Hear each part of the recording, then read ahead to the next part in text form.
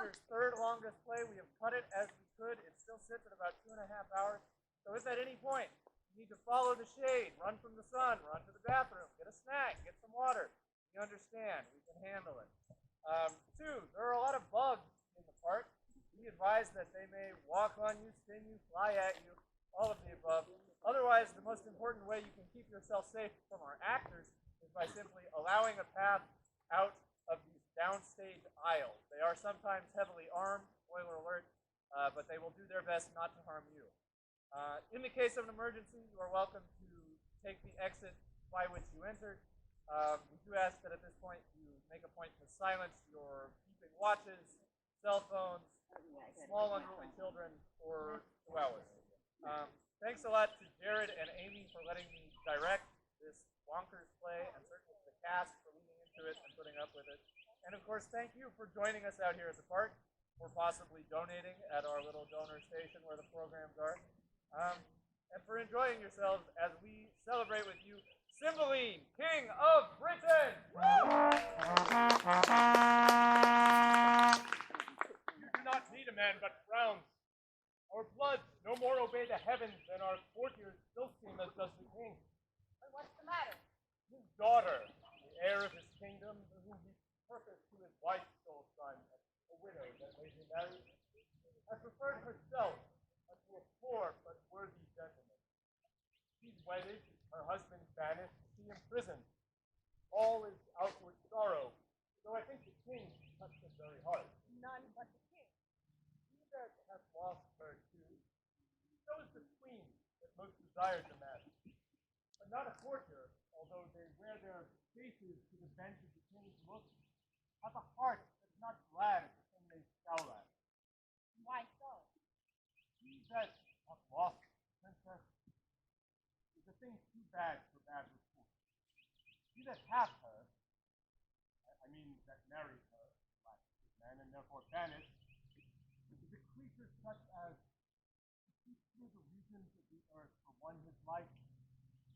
There would be something failing in him that could compare.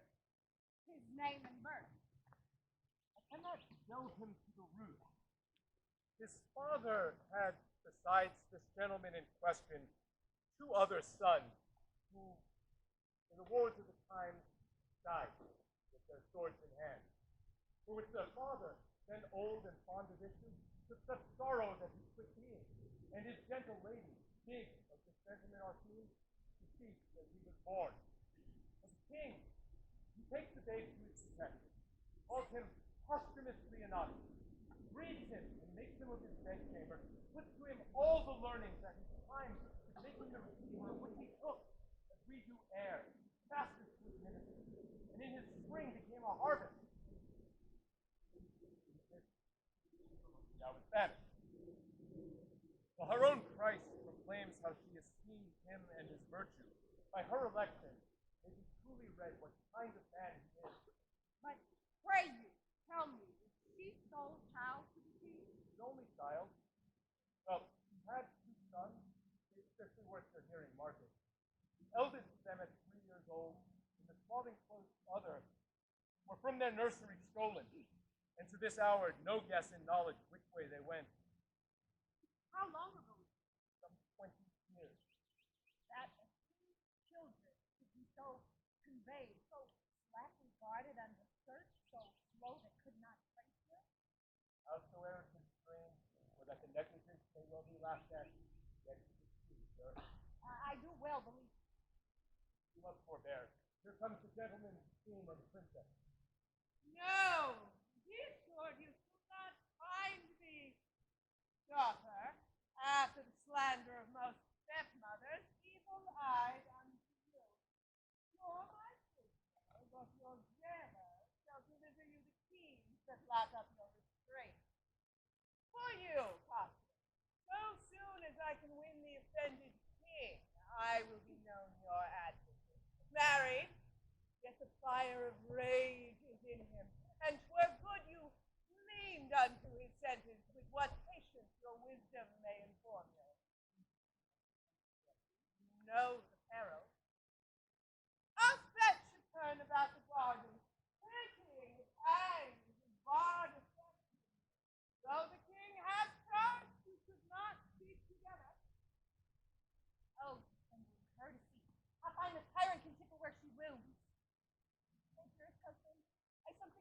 father's wrath, but nothing has raised evil on me. You must be gone, and I shall here abide the hourly shot of angry eyes, not comforted to live, but that there is a soul in the world that I may see again. Queen, my mistress, weep no more lest I give cause to be suspected of more tenderness than doth become a man. I will be the loyalest husband that did ever plight troth. My residence in Rome, that their queen write into it with mine eyes, I'll drink the words he sent. Be brief, I pray you. If the king come, I shall incur I know not how much of his displeasure. Yet I'll move him to walk this way. We should be taking leave as long a term as yet we have to live. The loathness to depart would go. Adieu. Nay, stay a little. What is it writing off to air yourself such parting words be petty? Look, dear love, this diamond was my mother's. Take it, heart, but keep it until you woo another wife and Imogen's dead. How? How another? The gods give me but this. This I have. Remain. Remain while sense can keep it on, and for my sake, wear this. It is a manacle of love that I shall place upon this fair prisoner. Oh, God, when shall we see again? Alack, the king! Thou basest thing! Avoid him from my sight. If thou, after this command, brought us forth, would die unworthiness, thou diest. Away! May the gods protect you. I am gone. Thou art poisoned of my blood. There cannot be a pinch of death more sharp than this. Oh, this loyal king that should have repaired my youth, give us the years age on me. I beseech you, sir, harm not yourself with your vexation. I am senseless to your wrath. Past grace, obedience. Past hope, and in despair, that way past grace. They might have had the sole son of my queen. Oh, blessed that I did not. I chose an eagle and did avoid a buzzard. Oh, no, took us a beggar, which made my throne a seat of baseness. No, I rather added a lustre to it. Oh, the vile one. Sir, it is your fault I have loved Posthumus. You bred him as my playfellow, and he is a man worth any woman, overbuys me almost the sons of hate. Oh, thou foolish thing. They have again been together. You have not done after our command. Away with her and pin her up. Your patient peace. Dear lady daughter, please. Sweet sovereign, leave us to ourselves and take yourself some comfort out of your destined ride. Nay, let her languish a drop of blood and being aged die of the folly. But you must give way. Here's your servant. How now, sir, what news? My lord, your son drew on my master. No harm, I trust, is done. There might have been, but that he played rather than fought, and had no help of anger. They were fought by me. I'm very glad, your son is my father's friend. He takes his part and draw upon an exile. Oh, brave sir, why do you think of me master? Only his command. He would not suffer me bring him to me. Let me know on what commands I might be subject to when he is doing. This has been your faithful servant. I dare lay mine honor he will remain so. I humbly pray. Walk a while. About half hour hence. I pray you speak with me, but for now leave me.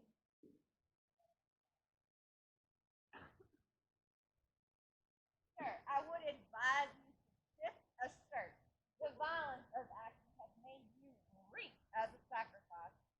If my shirt were bloody, then have I hurt him? No faith, but impatience. Hurt him? His body is a passable carcass if he be not hurt. It is a thoroughfare for steel if it be not hurt. The villain would not stand me.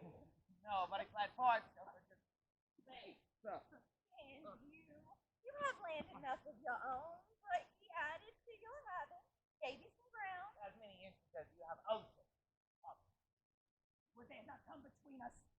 So would I, Brian, and how long a fool you are on the ground.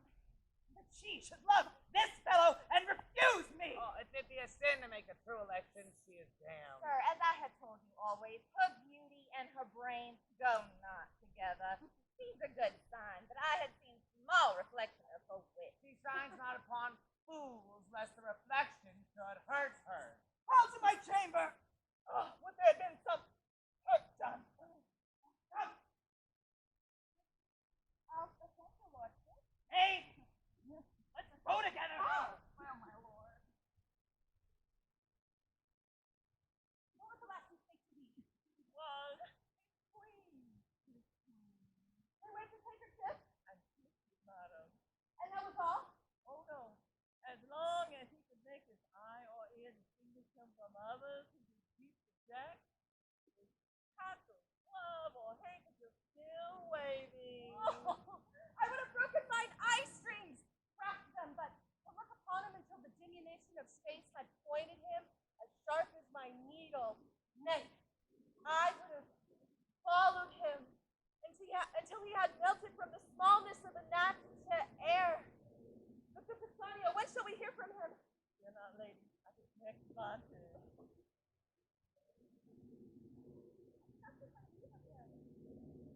Ere I could tell him I think on him on certain hours, such thoughts and such.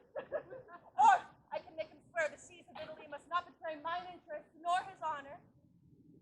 Or ere I could give him that parting kiss which I had set betwixt two charming words. Comes in my father, like the furious breathing of the north takes all her buds from growing. The queen, madam, desires your highness's company. Those things I bid you do, get them dispatched. I'll attend the queen. Madam.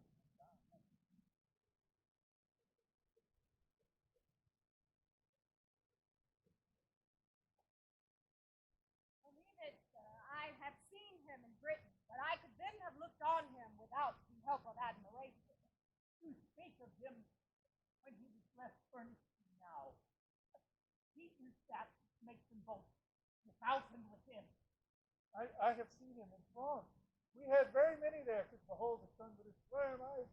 This matter of marrying his king's daughter, wherein he must be weighed rather by her value and his own, words him, I doubt not, a great deal from the matter. The banishment. But how comes it he is to be joined with you? How creeps the acquaintance? His father and I sold together, and I have been bound to him with many times just my life. So here comes the Briton. Pray, entertain him as would be fit as someone that suits the men of your stature with a stranger of good quality. Hey.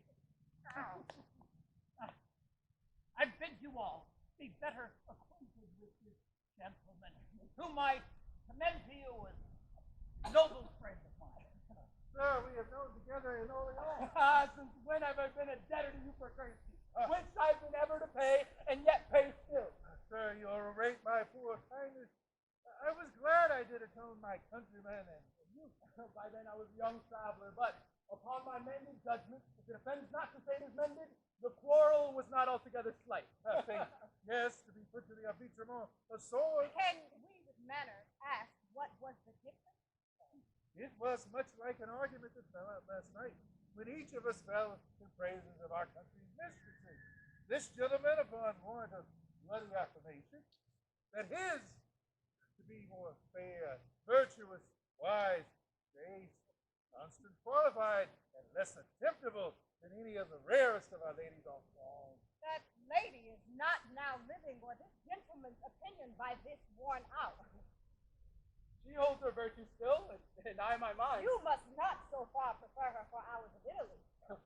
Being so far provoked as I was in France, I debate her nothing. If he went before others I have seen, as that diamond of yours outlusted many I have beheld, I could not but believe she excelled many. But I have not seen the most precious diamond that is, nor you the lady. I praised her as I rated her, so do I my stone. What do you esteem it as? More than the world enjoys. Either your unparagoned mistress is dead, or she's outprized by a cycle. You are mistaken. The one can be bought or sold if there's merit enough for a gift or wealth enough for a purchase. The other is not a thing for sale, rather a gift of the promises I will keep. You may wear her in idle yours, but you know strange foul lights up on neighboring ponds.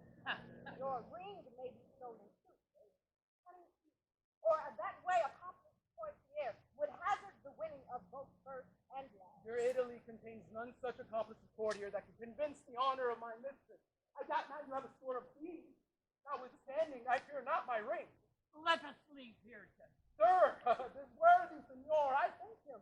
Makes no stranger of me. Where was he at first? With 5 times so much conversation, I would get ground of your family, make her go back, even to the yielding. No. Had I admitted and opportunities to friend. No. I, therefore, pawn my estate to your ring, which, in my opinion, or value to something. But I make my wager rather against your confidence than her reputation. And to bar your offense hereunto, I durst attempt it against any lady in the world. You're a great deal of use and too bold a persuasion. I doubt not you're the so worthy of in your attempt. What's that? A repulse. Though your attempt, as you call it, deserves more punishment too. Gentlemen, enough of this. It came on too suddenly. Let it die where it was born. Pray, be better acquainted. Would I have bet my estate and my neighbors on the approbation of what I have said? What lady would you choose to assail? Yours. What Dios for mío. you? Yours. Whom in constancy you think stands so safe. I will lay you 10,000 ducats to your ring that commend me to the court where your lady is, with no more advantage than the opportunity of a second contest, and I will bring from this that honor of hers which you imagine so deserved. I will wager gold to it. I hold my ring as dear as my finger. 'Tis part of it. You are afraid, and therein the wiser. This but a custom in your tongue? I am the master of my speeches, and would undergo what's spoken. Will you? I shall but lend my ring until your return.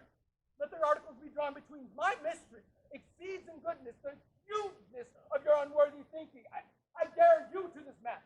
Here's my ring. I will have it no less. By the gods, it is one. By the gods, it is one. If I bring you no sufficient testimony that I have enjoyed the dearest bodily part of your mistress, my 10,000 ducats are yours. So is your diamond. If I come off and leave her in such honor as you have trust in, see your jewel, this your jewel, and my gold are yours, provided I have your commendation for my more free entertainment. I embrace these conditions. Let their articles drawn between. My mistress exceeds in that goodness. Your hand, covenant. You will have these things set by lawful counsel and straight away to Britain, lest the bargain should catch hold and starve. I will fetch my gold and have our two Agreed. Will this whole thing? Signor Iacamo will have none of it. Pray, let us follow. While yet the dews on ground gather those flowers, make haste. Who has the notice in dispatch? Now, Master Doctor, have you brought those flowers? So please, Your Majesty, yes. Here they are, madame. But I beseech your grace, without offense. My conscience bids me ask, wherefore you have commanded me those most poisonous compounds, which are the bringers of a lingering death, but so slow deadly. I wonder, doctor, thou askest me such a question. Have I not been thy pupil long? Hast thou not learned me how to make perfume, distill, preserve? Yea, so that our great king himself doth woo me off for my confection. Having thus far proceeded, unless thou thinkst me devilish, is't not meet that I did amplify my judgment in other conclusions. I will try the forces of these thy compounds on such creatures as we count not worth the hanging, but none human, to try the vigor of them and apply a layman to their acts, and by them gather their several virtues and effects. Your Highness, sharpen this practice, but make hard your heart. Besides, the seeing these effects will be both noisome and infectious. Oh, content thee. Here comes a flattering rascal. Upon him will I first work. He's for his master an enemy to my son. Hie now, Pisanio! Doctor, your service for this time is ended. Take your own way. I do suspect you, ma'am, but you will do no harm. Hardly a word. I do not like her. She thinks she has strange moving poison, but I do know her spirit, and I would not trust one of her malice with a drug of such a damned nature. Though she has, will stupefy and dull the senses of time, with first return she'll prove on dogs and afterwards up higher. There is no danger in what show of death they make more than the locking up of the spirits of time to be more reviving. She is full of a most false effect, and I, the truer, so to be false with her. No further service, doctor, until I send for thee. I humbly take my leave. Weep she still, sayest thou. Dost thou think in time she will not quench and let instructions enter where folly now possesses? Do thou work when thou shalt bring me word she loves my son.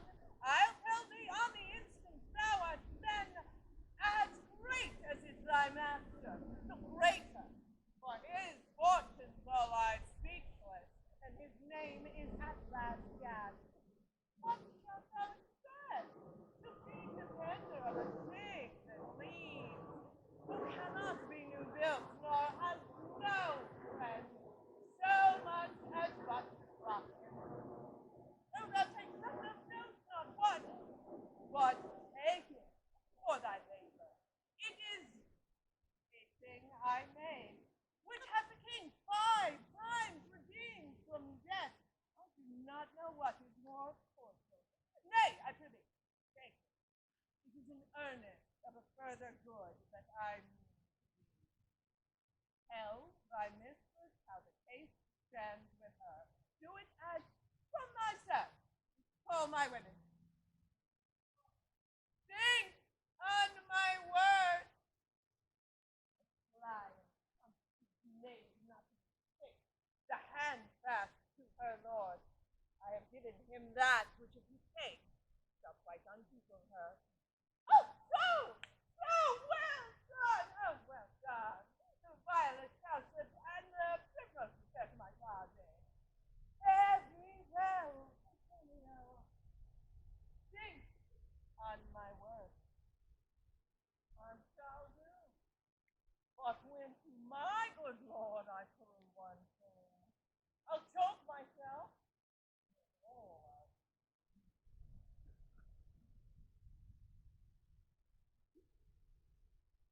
A father cruel, a stepdame false, a foolish suitor to a wedded lady that hath her husband banished. Blessed be those how mean soe'er that have their honest wills which choose in comfort. Aye. a messenger from the ambassador from Rome with letters. Thank you, madam. The worthy Leonatus is in safety and greets your highness dear. Here, kindly welcome. All of her that is out of your most wit. If she be furnished with a mind so rare, then she is alone the Arabian bird, and I have lost the wager. He is one of noblest note, whose kindness I am intimately proud. Reflect upon him accordingly as you value your trust.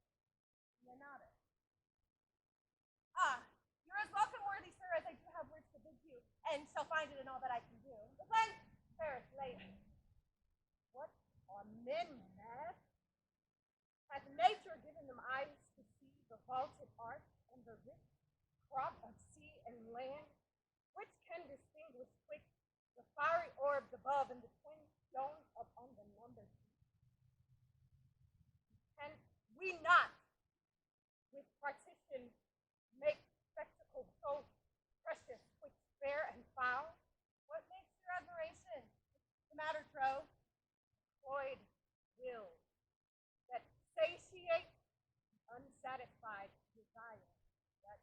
cub, both field and running.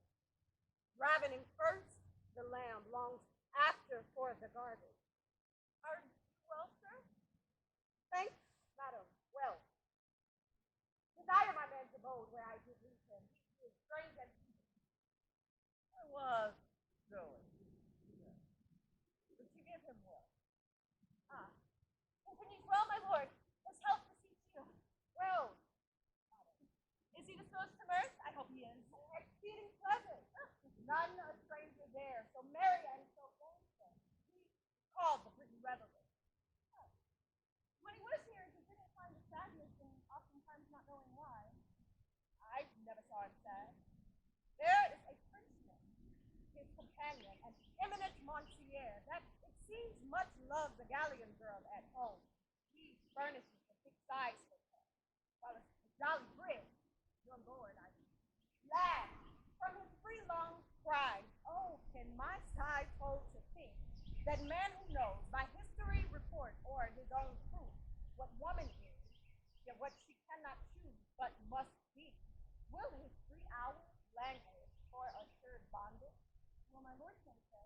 Aye, madam, with his eyes in flood with laughter. It is a recreation to be by, and hear him mock Christian. Heavens know, some men are much to blame. Not he, I hope. He. But heaven's bounty towards him might be used more thankfully. Whilst I am bound to wonder, I am bound to see. What do you say, sir? Two preachers, pardon. I pray you, deliver with more openness your answers to my demands. Why do you pity me? Well, that I was about to say that others do enjoy, but it is an office of the gods to venture, not mine to keep on. If you seem to know something of me, or what concerns me, pray you, since doubting things go ill often hurts more than to be sure that they do, discover to me what you both spur and stop. Let I just keep to bathe my lips upon his hand, whose every touch would force the still of soul to the oath of loyalty. Object. Take prisoner the wild motion of mine eye, take to it only. Should I, damned then, slaver with lips as common as the stairs that mount the Capitol, my lord is, I fear, has forgotten heaven and himself.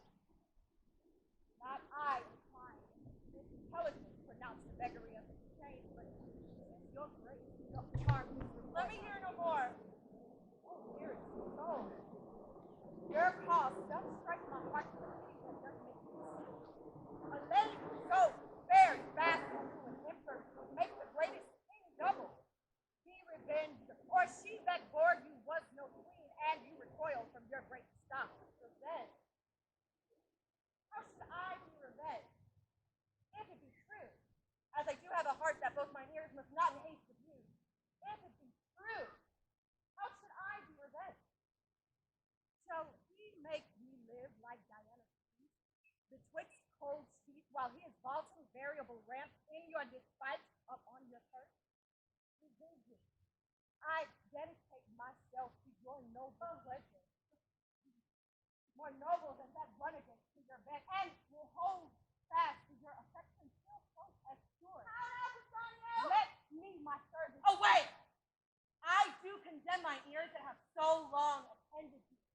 If thou wert a gentleman, thou wouldst have pulled this tale for virtue, not for an end thou seekest, as base, as strange.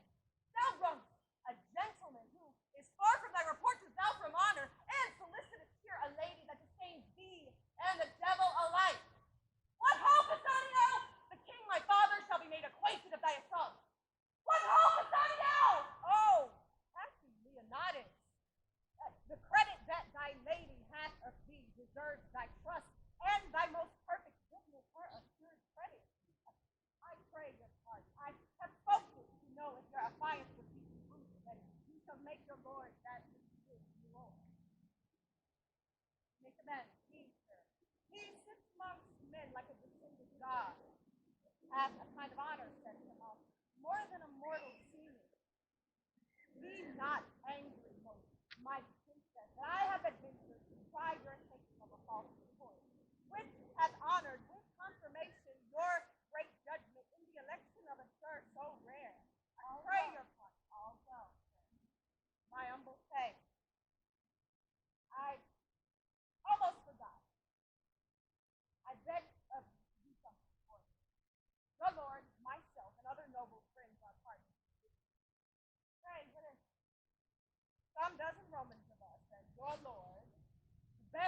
feather of our wing, have mingled songs to buy a present for the emperor, which I, the factor for the rest, have done in France. Place of rare device, rich and exquisite jewels, that their value great. And I am something curious, being strange, to have them in safe stowage. May it please you take them into protection. Willingly, and upon mine honor for this instance, as my lord has insisted, I must keep them in my bedchamber. They are in a trunk, attended by my men. I will make bold for Cymbeline only for this night. I must aboard tomorrow. Oh, no. I must, madam, lest I shorten my word by listening my return. I thank you for your pains, but not away tomorrow. Yes, madam, I must. So, I beseech you, choose to greet your lord with riding. Do so tonight. I have outstood my time. All right. Send me your son, and we shall be conversating freely here this afternoon. You're kindly welcome. Was there ever a man had such luck? I had £100 on it, and then a jackanapes must take me up for swearing. As if I borrowed mine oaths of him and might not spend them at my pleasure. When a gentleman is disposed to swear, it is not for any standards by the curtail his oath. No, my lord. Dog, I give him satisfaction. Would he have been one of my rank? Oh, that's not like a fool. I am not more vexed at anything in the earth. Pox on it. I'd rather not be so noble as I am. They dare not fight with me because of the queen, my mother. Every jack slave has his belly full of fighting, and I must go up and down like a cock nobody can match.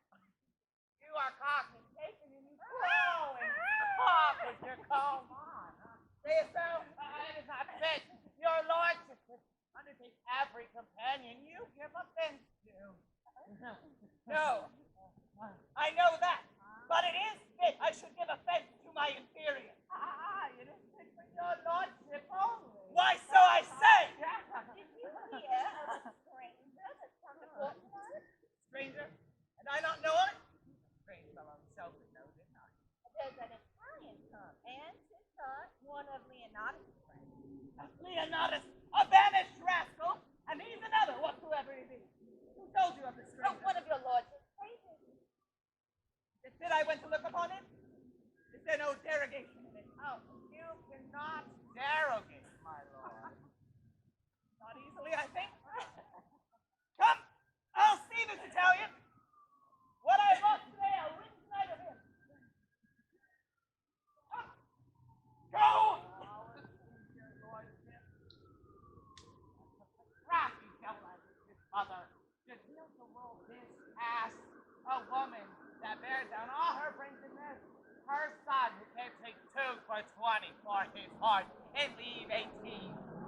Alas, poor princess, thou divine innocent, with thou and dearest betwixt a father by thy step named governed, a mother who hourly 20 was, a wooer, more hateful than the phallic expulsion of thy dear honor. The walls of heaven keep unshaked the temple where thou mayest stand to enjoy this banished Lord. Oh, this way, woman.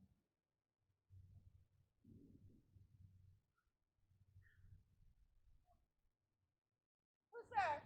My woman Helen. Please you, madam. What hour is it? Almost midnight, madam. I've read for 3 hours then. Mine eyes are weak. So the slave God left to bed, and as thou hast wake by 4 o'clock, I pray call me. Sleep hath pleased me wholly.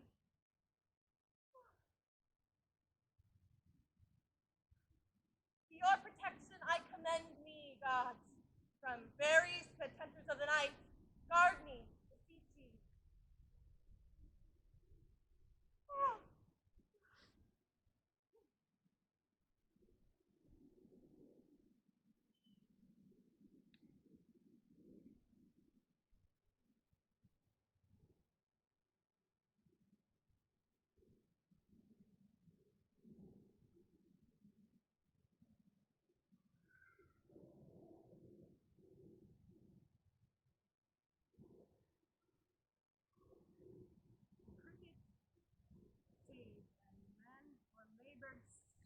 prepared to show my ring. Our Tarquin thus would softly press the multi air he wakened to cast his evil.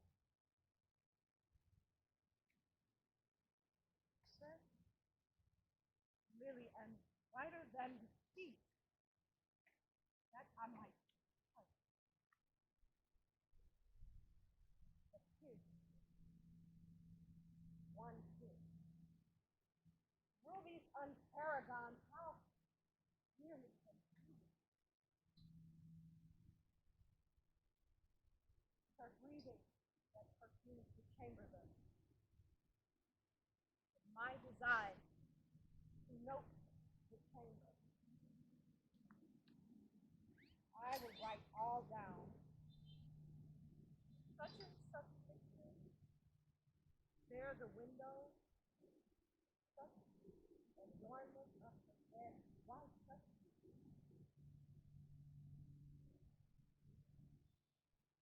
Ah, but the natural notes about her body. Above 10,000 meaner movables would testify to enrich mine inventory. Oh, sleep, thou ache of death, lie dull upon her.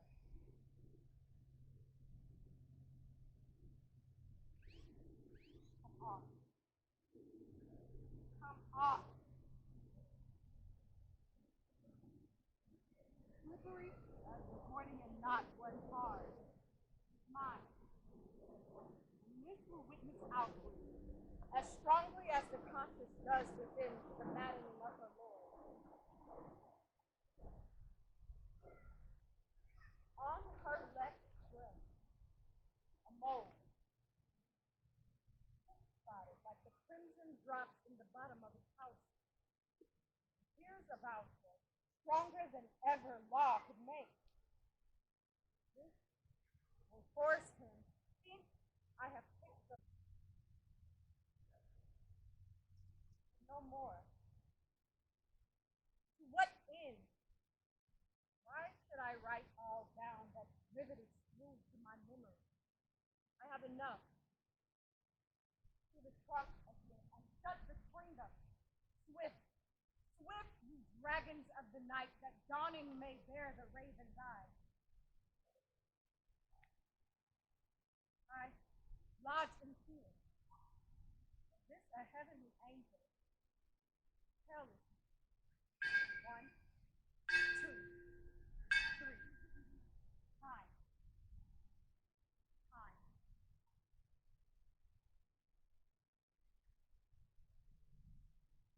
Oh, your lordship is the most patient man in law. It would make any man cold to lose. But not every man patient after the noble temper of your lordship. You are most hot and furious when you win. Winning will put any man into courage. If I could get this foolish image in, I should have gold enough. Almost morning, is not? Nay, my lord. My goodness, music would come. I am advised to give her music a morning. They say it will penetrate. Come on, tune. If you can penetrate her with your fingering, so. We'll try with tongue too. If none will do, then let her remain. But I will never divorce. Then let her consider.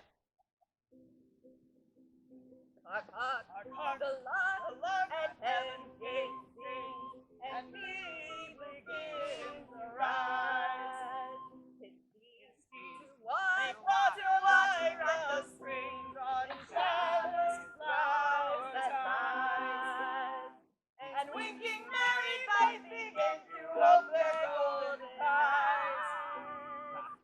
With everything that's pretty, my lady sweet.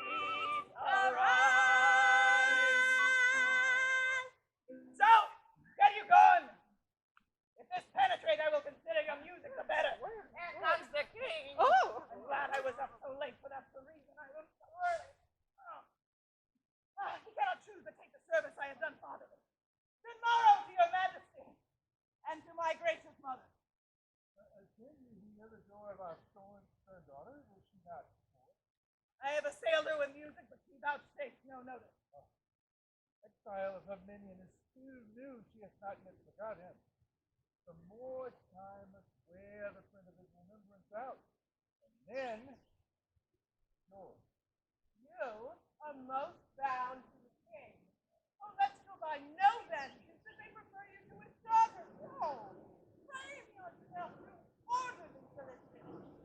When you be absent of the season, make denials, increase your services, that you in all obey her, save when command to your dismission tends, and therein you are senseless. So like you, sir. Ambassadors from Rome. The one is Caius Lucius. A worthy fellow, albeit he comes now on angry purpose, but that's no fault of his.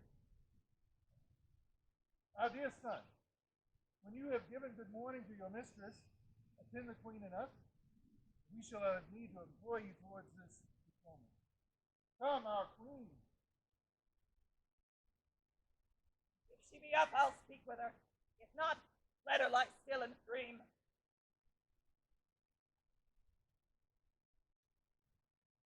By your leave, ho!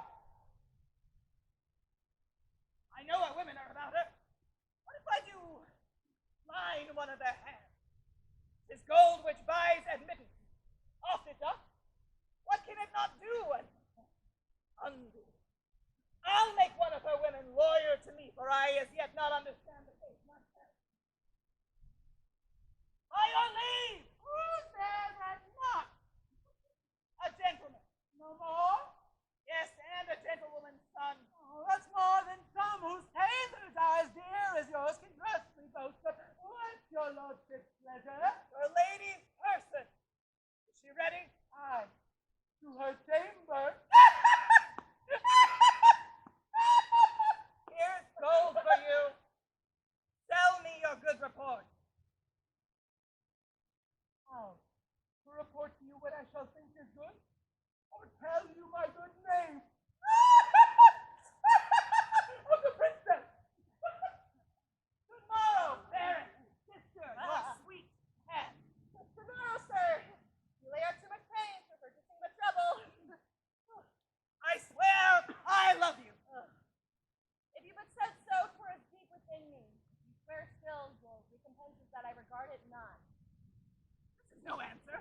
But you shall say that I yield being silent, and I shall not speak. Pray you, spare me. Faith, I shall unfold equal discourtesy to your best kindness. To leave you in your madness were my sin. I will not. Fools are not mad, but Thou call me fool. I am much sorry, sir. You put me to forget a lady's manners by being so verbal. I care not for you, and if mere so the lack of charity to accuse myself. I hate you, which I'd rather you felt than make it my boast. Sin against obedience, which you owe your father. The contract you pretend with this base wretch, one bread of arms and fostered on cold dishes, on scraps of the court. It is no contract, none. Yet you are curbed from that enlargement by the consequence of the crown, and must not spoil the precious note of it with a base Profane fellow. Wert thou the son of Jupiter, and no more than what that art beside?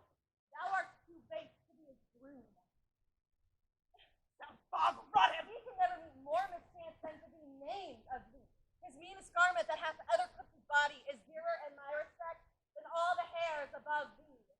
Garment! Now the Now the devil! authority, my lady, I do present to you. His garment! I am frighted by a fool. Frightened and angered more. Gulfed by woman, search for a jewel that hath too casually left mine arm. It was my master's. Shrewd me to lose it for a revenue of any kings of Europe. I do think I saw it this morning. Confident I am, last night it was on my arm. I kissed it. I hope it be not lost to tell my master I kissed aught, but he will not be long. I hope so. Go and search for it. You have abused me! His meanest garment! I said so. I will inform your father. Your mother, too. I leave you, sir, with the horse of discontent. I'll be revenged! His meanest garment!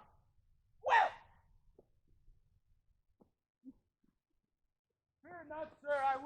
assured to win the king as I embold her honor to remain hers. What means do you make to it?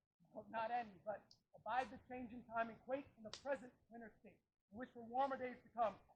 By this time, your king has heard of great Augustus, and Caius Lucius will do his bidding thoroughly. I'm sure he will approve the tribute and send the arrearages, or look upon us, our Romans, with an eye in remembrance of peril. I do believe, stated though I am none nor like to be, that this will prove war, and we shall hear a legion sooner landed in Gallia than have tidings of any penny tributary. Our countrymen are men more ordered than when Julius Caesar smiled at the lack of skill, but found the courage where we found them. The optimum. Oh, I hope the speediness of your answer may the quickness of your return. Your lady is one of the fairest that I have looked upon. And there with all the best. Your letter Their tenor good, I trust. is very light. Caius Lucius in the British court when you were there. He was expected here, but not approved. All's well, but it sparkles the stone as it was wont, or is it not too dull for your good wearing? If I had lost it, I would have lost the worth of it in gold. I'll make a journey twice as far to enjoy a second night of such sweet shortness which was mine in Britain. For the ring is gone. The stone's too hard to come by. Not a whit, your lady being so easy. Make not, sir. You've lost your sport. I hope you know we shall not continue friends. Good sir, we must. Had I not brought the knowledge of your mistress home, I grant we were to question further. But I now profess myself the winner of her honor, together with your ring, and not the wronger of her or you, having succeeded but by both your will. First, a bedchamber, where I confess I slept not, but profess had that was well worth watching. It was hanged with tapestry of silk and silver. The story, proud Cleopatra when she met her Roman Antigonus swelled above the bank. This is true, and this you might have heard here by me or some other. More particulars must justify my knowledge. So they must, or do your honor injury. The chimney, south the chamber, the chimney Saint Diane Basin. This you might from relation also likewise repeat, as it is much spoke of. The roof of the chamber with golden This is her honor. Praise be given your remembrance, the contents of her bedchamber. There's nothing that saves the wager you have played. Sir, my circumstances, being so near the truth as I will make them, must first induce you to believe, whose strength I will confirm with oath, which I doubt not will give me leave to spare when you shall find it is not. What is that? This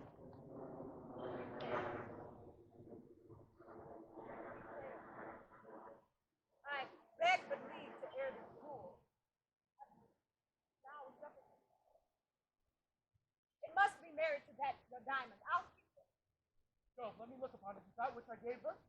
Sir, I thank her that she stripped it from her arm, and I yet see her. Her pretty action did outsell her gift and enrich it too. She gave it me and said she prized it. Maybe she plucked it off to send to me. She writes so to you, justice. Oh, no. No, it's true. Nay, here, keep this too. It is a basilisk unto mine eye, kills me to look upon it. Let there be no honor where there is beauty, semblance where truth, love where there is another man. Oh, the vows of women too above measure flow. Sir, be patient and take the ring back again. It is not yet won. Perhaps she lost it, or, heaven forbid, one of her women, being corrupted, has stolen it from her. Very true, and I so hope you came by and back my ring, and render me some corporal sign more evident than, for this was stolen. By Jupiter, I had it from her arm. Aren't you, he swears. By Jupiter, he swears. Her attendants are all sworn and honorable to be induced to steal it. And by a stranger, no, he has enjoyed her. There, take thy hire, may all the fiends of hell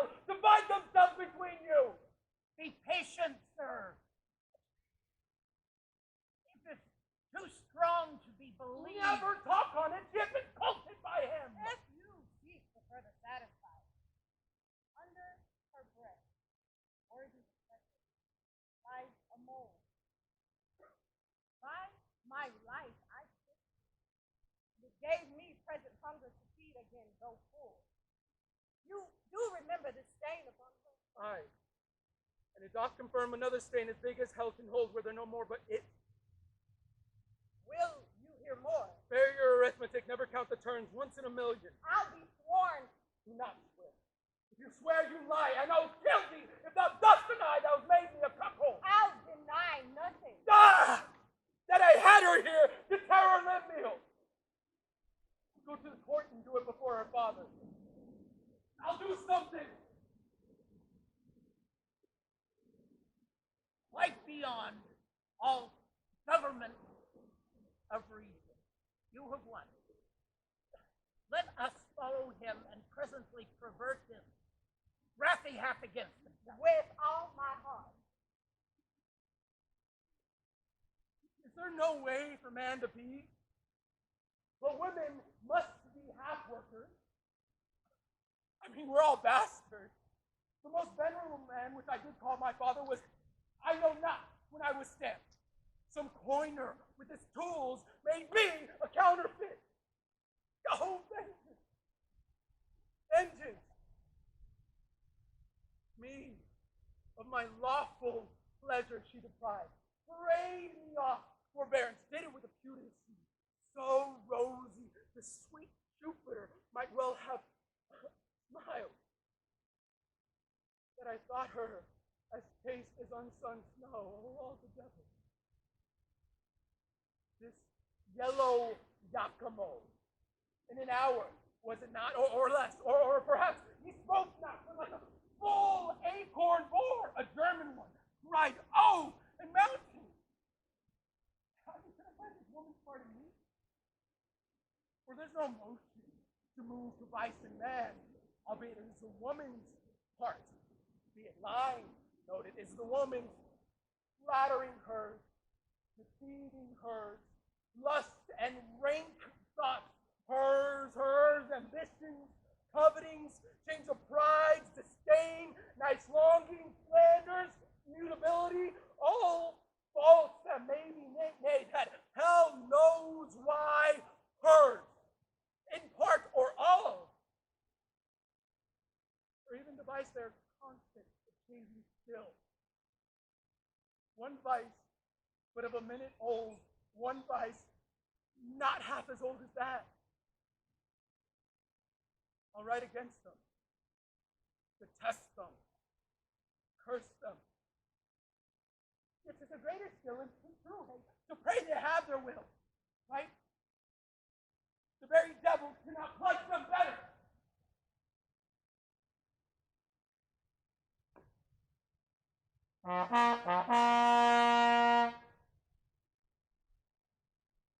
Now say, what would Augustus Caesar with us? When Julius Caesar was in this Britain and conquered it, to Cymbeline thine uncle, famous in Caesar's praises, and no whit less than in his speech deserving it, for him and his succession granted Rome a tribute, yearly 3,000 pounds, which by me safely is left untendered. And to fill the marvel, shall be so ever. There be many Caesars before such another Julius. Britain is a world by itself, and we will nothing pay for wearing our own noses. That opportunity, which then they had to take from us, to resume, we have again. Remember, sir, my liege, the kings your ancestors, together with the natural bravery of your isle, would stand as Neptune's park, ribbed and paled in with rock unscalable and roaring waters, with sands that will not bear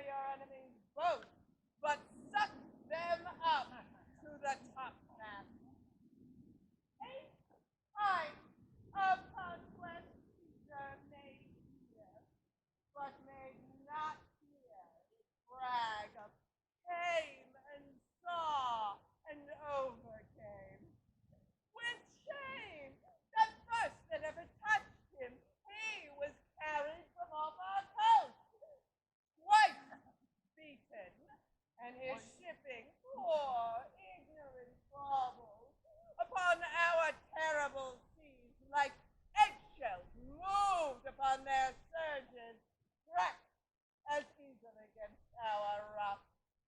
For joy whereof the famed Cymbeline, who was once at quite of dignant fortune to master Caesar's sword, made Lud's town with rejoicing fires bright, and Britain stripped with courage.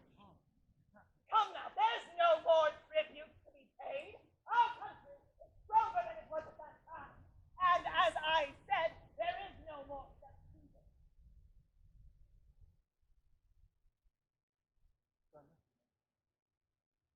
There are many yet among us, and grip as hard as the Timberlane. I do not say I am one, but I have a hand. Why tribute? Why should we pay tribute? If Caesar can hide the sun from us with a blanket or put the moon in his pocket, we will pay him tribute for life. Else, sir, no more tribute. Pray you now. You must know, though the Usurious Romans did extort this tribute from us, we were free. Caesar's ambition, which swelled so much as seemed to stretch the sides of the world against all color here, did put the yoke upon us, which to shake off becomes a warlike people, whom we reckon ourselves to be. I am sorry, Cymbeline, but I must pronounce Augustus Caesar. Caesar, that hath more kings his servants than thyself domestic officers, thine enemy. Receive it from me, then. War and confusion, in Caesar's name pronounce I against thee. Look for fury not to be resisted. Justified, I thank thee for myself. Thou art welcome, Tyre.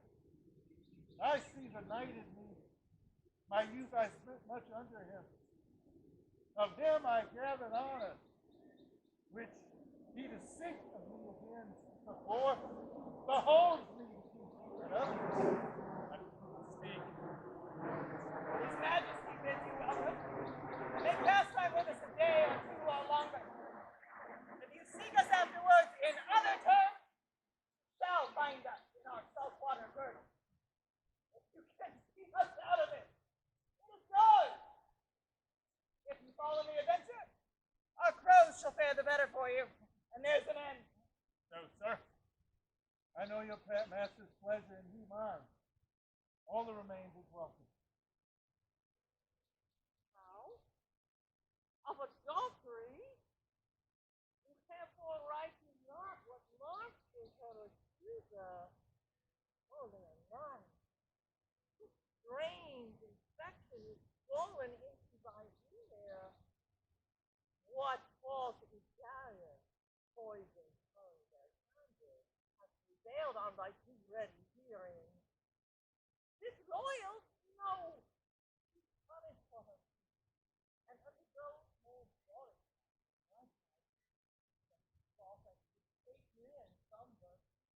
Oh, my master, my mountain, my master is not. Oh, what I have. How? That I should murder her upon the love and vow of me by command.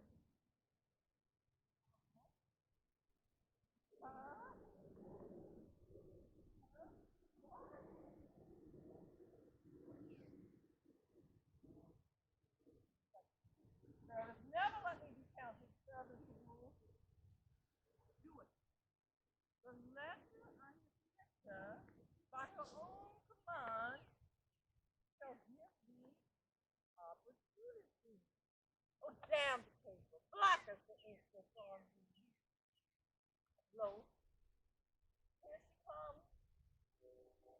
I am ignorant of what I have done. I got this, Claudio. A letter from my lord. Who's thy lord? That is my lord, Leonidas. That what is here contained, relish of love, of my master's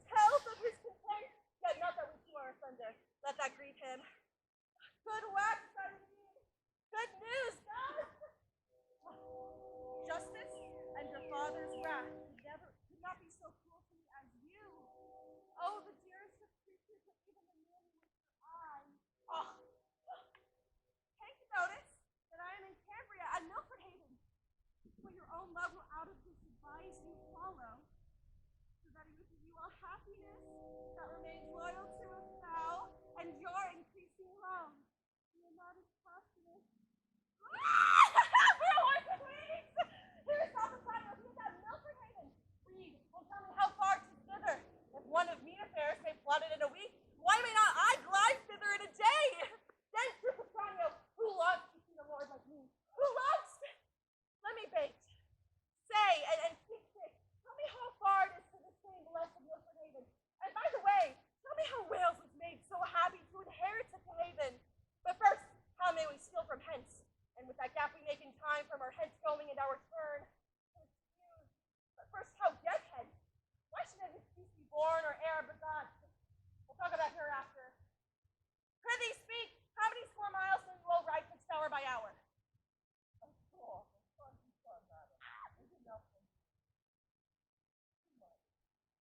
Go bid my woman feign a sickness. Say, so home to her father, and provide me presently with a riding suit that is no costlier than what would fit a Franklin's housewife. I see before me man, nor here, nor what ensues, but there's a fog that I cannot look through. Oh, away, I prithee, do as I bid thee. There is none much more to say, successful is none but Milford way.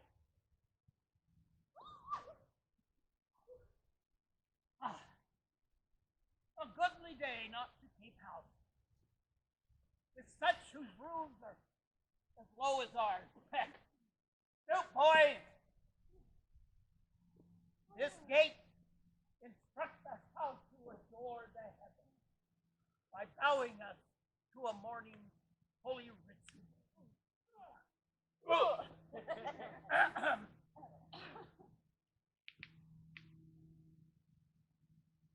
Hail to thee, fair heaven. We house of the rock, though you've been less harmfully than prouder livers do. Hail heaven! Hail heaven! Now, to our mountain sport. Up yon hill. Your legs are young. I will tread the flat. But remember, consider when you look down upon me like a crow. It is place that blesses and sets up. Now,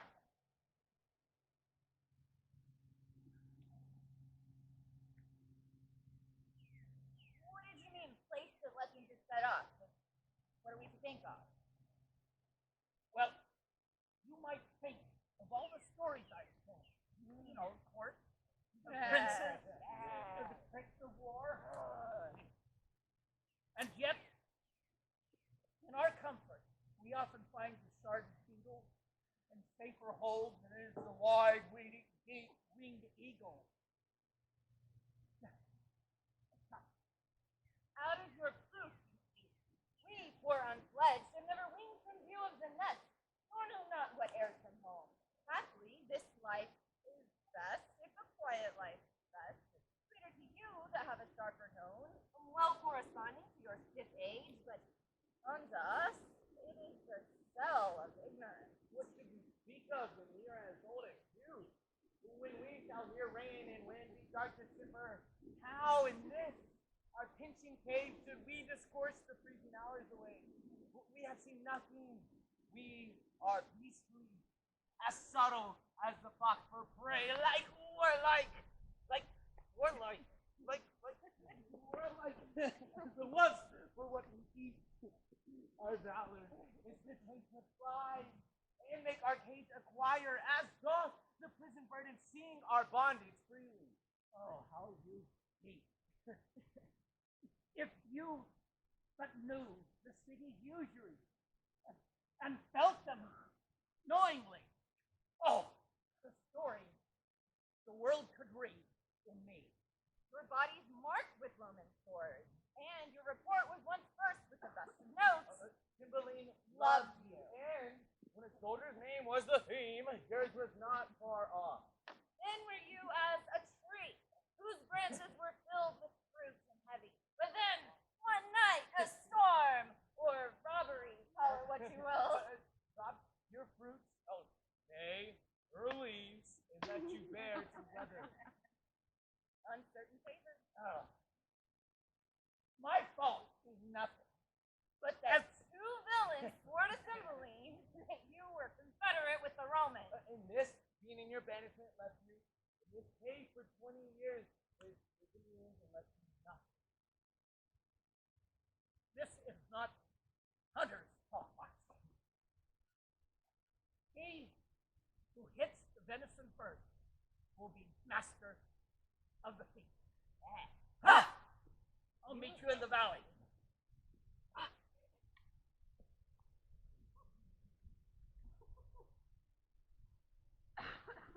Alas, the game is roused. Cymbeline, heaven and my conscience knows I was unjustly banished. Wherein at 3 and 2 years old, I stole these babes. Myself, Valerius, who am Morgan called, they take for natural father. Ah, the game is up.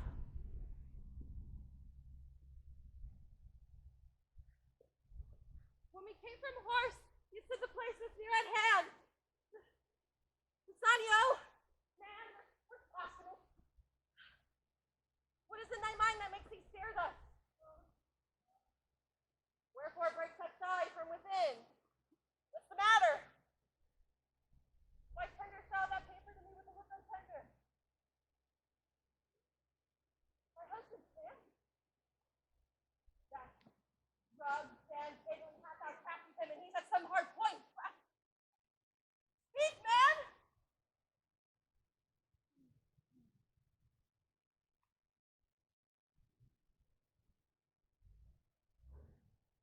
My mistress is sorry I won't say nothing to my bed.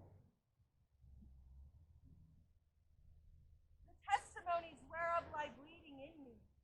I speak not out of weak devices, but from truth, as strong as my grief, and as certain as I expect my revenge. That part thou, Bassanio, must act for me. Let thine own hands take away her life. I shall give the opportunity of Hilferhaven. Oh, what need I draw my sword? Paper has cut the rope already.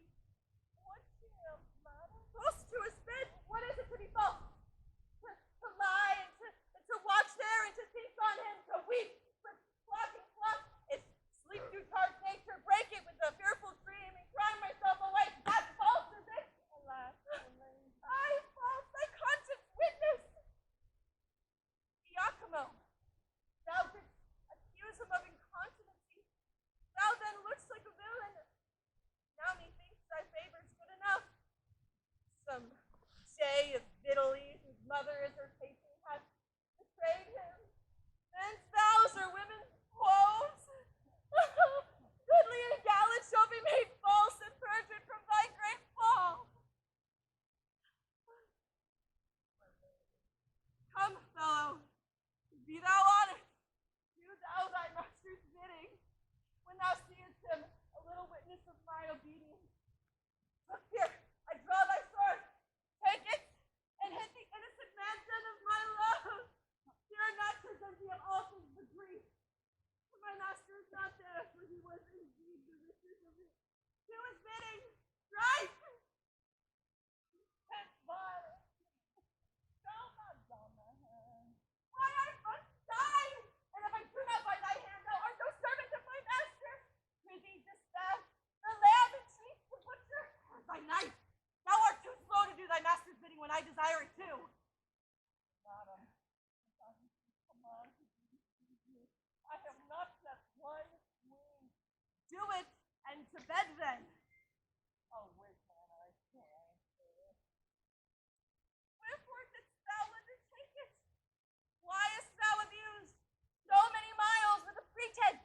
This place, mine action and mine alone, our horses' labor.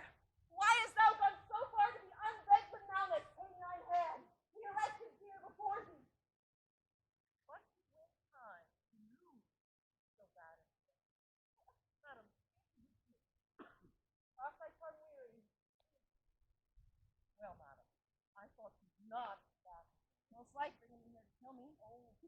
No, neither.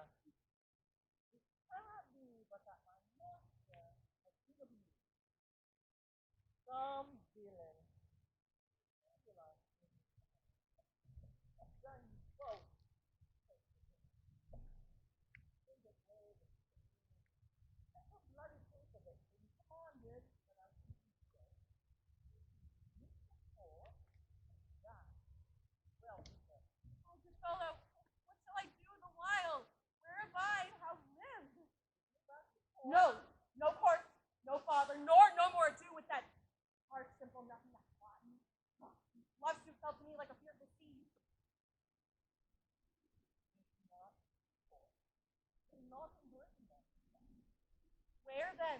Hath Britain all the sun that shines, day and night? Are they not in Britain?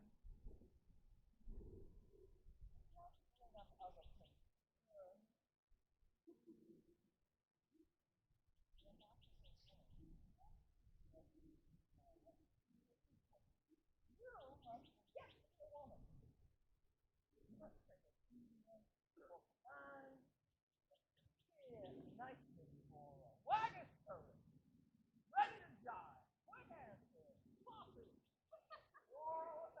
Nay, be brief. I see into thy end and am almost a man already. Or can make yourself like I'm I am fit to get my clothes bag. Hat, doublet, shoes, all that answer. Will you in their service, and with what imitation of our own use of such a season, present yourself to Lucius, desiring his service? No doubt he will embrace you with joy, for he is honorable.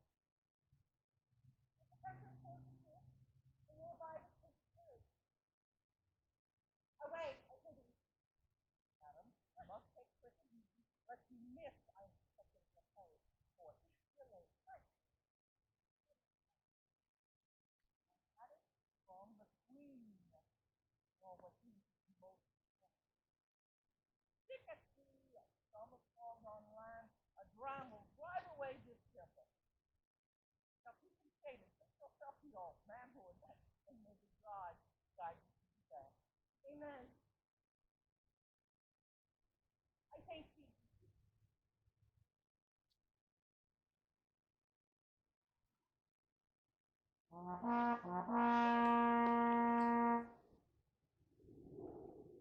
Thus far, and so farewell.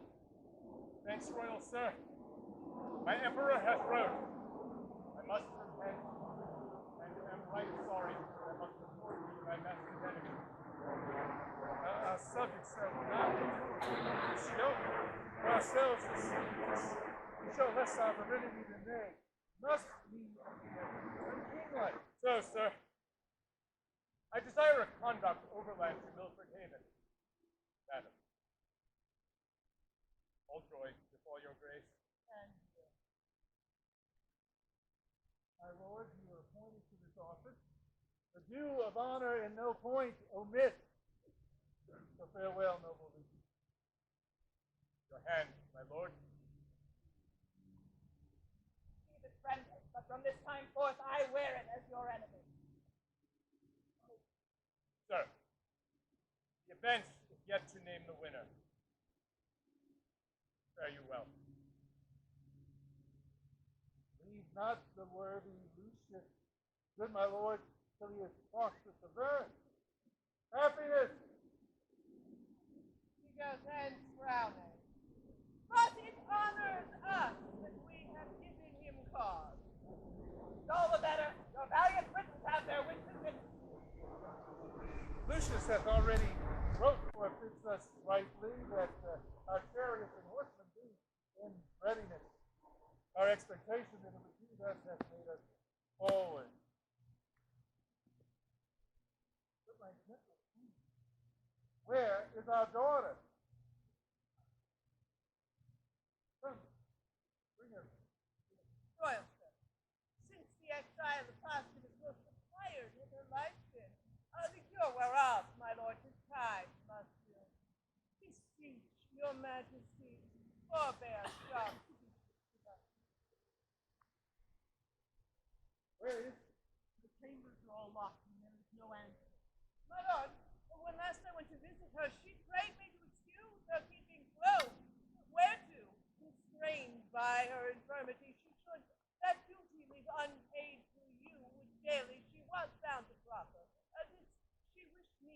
make known, but our great sport made me to blame in memory. The door's locked. Not seen or late.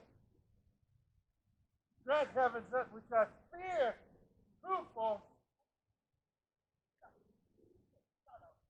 That man of hers, Pisanio, her old servant, I have not seen these 2 days. Oh, look at him. Sonio, thou that spendest so for Coccimiglio. He hath a brother's mind. I pray his absence proceeds by swallowing that. For he believes it is a thing most precious. But for her, where is she gone? Happily despair hath seized her, or wounded fervor of her love flown from desire. God is dead, or to dishonor, and my end can make good use of either. She being down, I have the placing of the British crown. Oh, how now, my son? As certain she is fled. Go in and hear the king. He rages. None dare come about him. All the better. May this night forestall him of the I love and hate her. She's fair and royal, but disdaining me and throwing favors on the low populace, slanders so her judgment that what's else rare is choked. In that point, I will conclude to hate her. Nay, to be revenge upon her. For when fools shall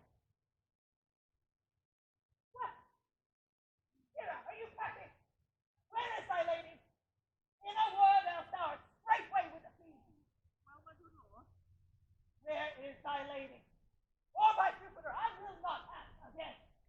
Close, villain, I'll have this secret from thy heart, or rip thy heart to find it. And secret ill? When was she here? Leave Rome. Come here. Where is she, sir? Speak, or thy silence on that instant is thy condemnation and thy death. Well, this paper is the history of my knowledge, touching on her flight. See it.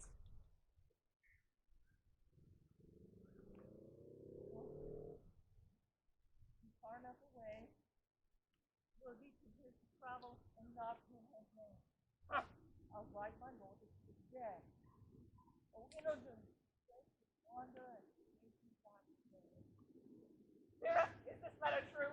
As I think, Is Coccimiglio's hand? Know it. Sarah, thou wouldst not be a villain, but would do me true service. That is, what villainy soe'er I bid thee do. Perform it directly and truly, thou I would think thee an honest man. well, my good lord, Wilt thou serve me? sir, I will. Give me your hand. Here's my purse. Ask any of thy late master's garments in thy possession. Sir, I do. At my lodging. The garment is all of my lady of Windsor. The first service thou dost do. Fetch that suit hither. Let it be thy first service. Go! Meet thee at Milford Haven. I forgot to ask him one thing. I'll remember it anon. Even there, thou villain, Posthumus, will I kill thee. She said, upon a time, the bitterness now I belch forth from my heart, that she held the very garment of Posthumus in more respect than Maury's noble and natural person. That is on my back. First will I kill him, and in her eyes, upon the ground, he dead. My speech of insultment ended on his body. Then my lust hath died, for I shall execute this, to vex her in the very garments she so praised. The court I'll put her home again. Yet despise me rejoicing, and I'll be merry in my revenge. These the garments? I, my noble lord. How long is since you went to Milford Haven? Can't see then, yeah. Bring it to Paris, my king. That is the second thing I have third is that thou wilt be a voluntary mute to my desire. Be but duteous, and true preferment shall tender itself to thee. My revenge is now at Milford. Would I had wings to follow it! Come, and be true! Thou orderest me to my law, or to be true to thee, or to prove false, which I shall never be.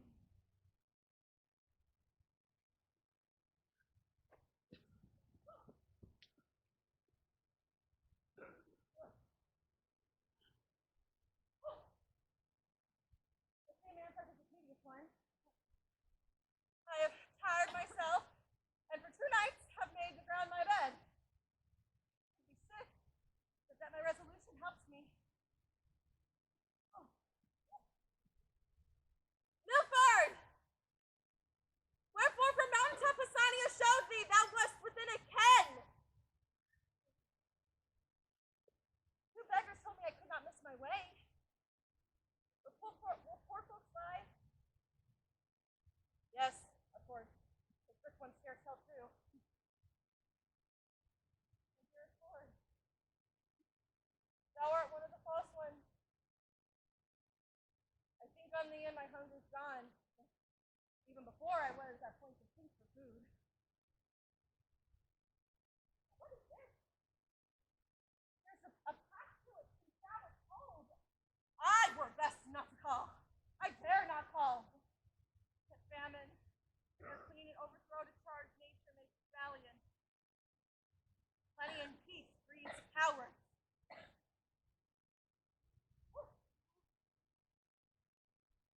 Oh!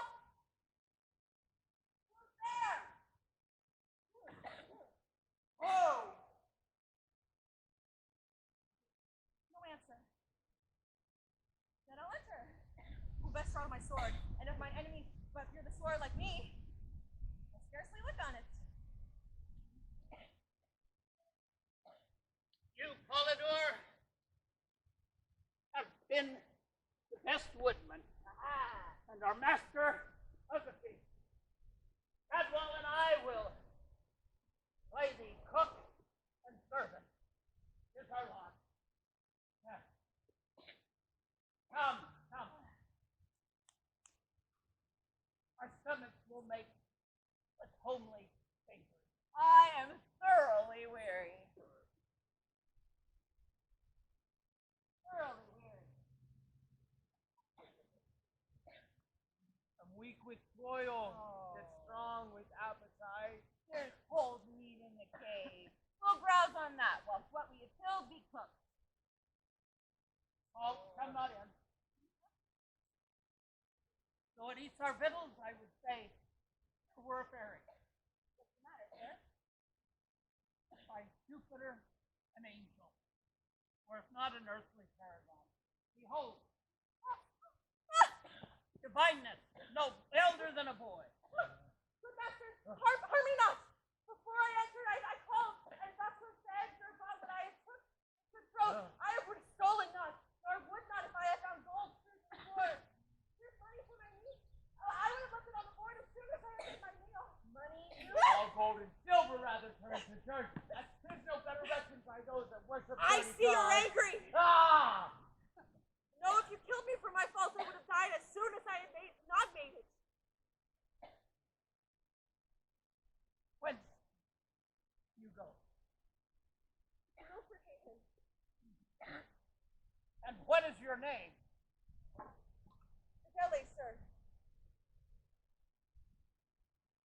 Prithee, fair youth, think us no churl, nor measure our good minds by this rude place where we live. Boys, bid him welcome. Were you a woman, youth, I should woo hard. To be your groom in honesty. I'll make it my comfort, for he is a man. Yeah. I love him as my brother, but sprightly when you fall amongst friends. Brothers, amongst friends. Oh! If brothers, would it be so that these two were my father's sons? Then my praise would be less, and more equally balancing to be posthumous. This youth seems to have some distress. Would I could free it. Or cost her God. Great men, was a court no bigger than this cave could not outfare these twain. Pardon me, gods, I changed my sex to be companion with them since Leonatus is false. It shall be so. Ah! Boys, we will dress our hut. Where are you? Come in. Discourse is heavy, fast. After we sup, we'll mannerly demand of thee thy story, so far as you will tell. Pray, draw near. Night to the owl, the morn to the lark, less welcome. Sir? I pray, draw near.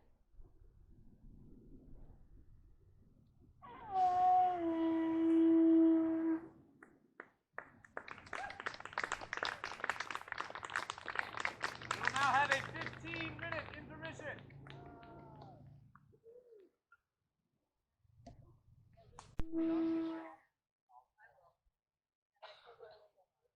I'm come near to the place where they should meet. Donio, I've mapped it truly. How fit his garments serve me. Why should his mistress, who was made by him who made the tailor, not be fit too? The rather, saving reverence of the word, for 'tis said a woman's fitness. Therein I must play the workman. Yes, speak it to myself, for it is not vainglory for a man to confer with his own glass in his chamber. I mean, the lines of my body are as well drawn as his, no less young, more strong, beyond him in the advantages of the time, not beneath him in fortune, alike conversant in general services, more remarkable in single oppositions, and this imperseverant thing loves him in my despite. What mortality is! Posthumus, thy head which now is growing on thy shoulder shall within this hour be off. Thy mistress enforced, thy garments cut to pieces before thy face. And all this being done, burn her home again to her father, who may haply be a little angry with me for my so rough usage. But my mother, having power of his testiness, shall turn all to my commendment. My horse is tied up safe. Out, sword! Out, sword! Out, sword! And to a sore purpose! Fortune, put them into my hand! This is the very description of their meeting place, and the fellow dares not deceive me.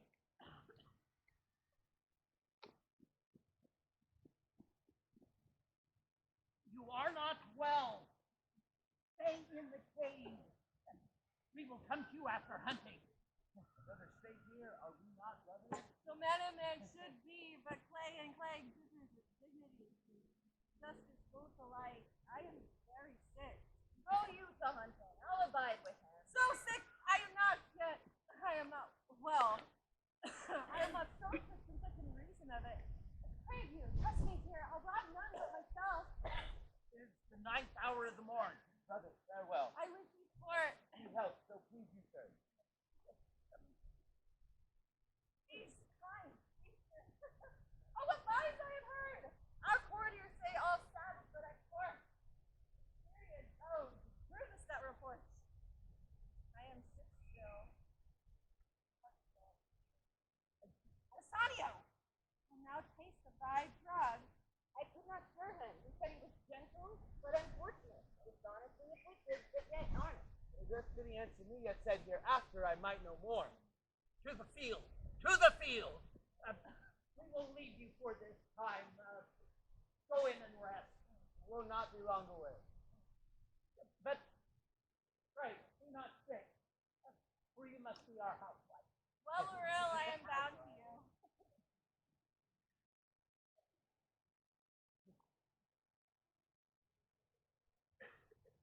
How answer like you seem. But his neat cookery, he cut our roots in characters and sauced our broth. A Juno had been sick, and he your dieter. It is good morning. Come, to the field.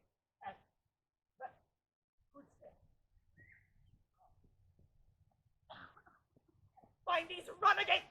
The villain has mocked me. Oh, my face. Renegade? Means he not us, boys? I think I know him. This Cotton, the Queen's son. Oh, I do hear some ambush. Been a long time since I've seen him. I know 'tis he. Boys, we are considered outlaws. Hence! He is good one. You and my brother go search what companies are near. Pray you, away. Oh. Let me alone with him. Stop! What are you defining us? Some villain mountaineers? I've heard of such. What slave art thou? A thing more slavish did I ne'er than answering a slave without a knock.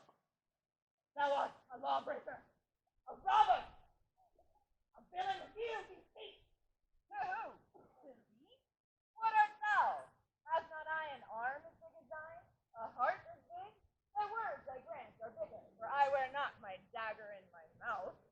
Say what thou art, why I should yield to thee. Thou villain face, knowest me not by my clothes. No, nor thy tailor, rascal.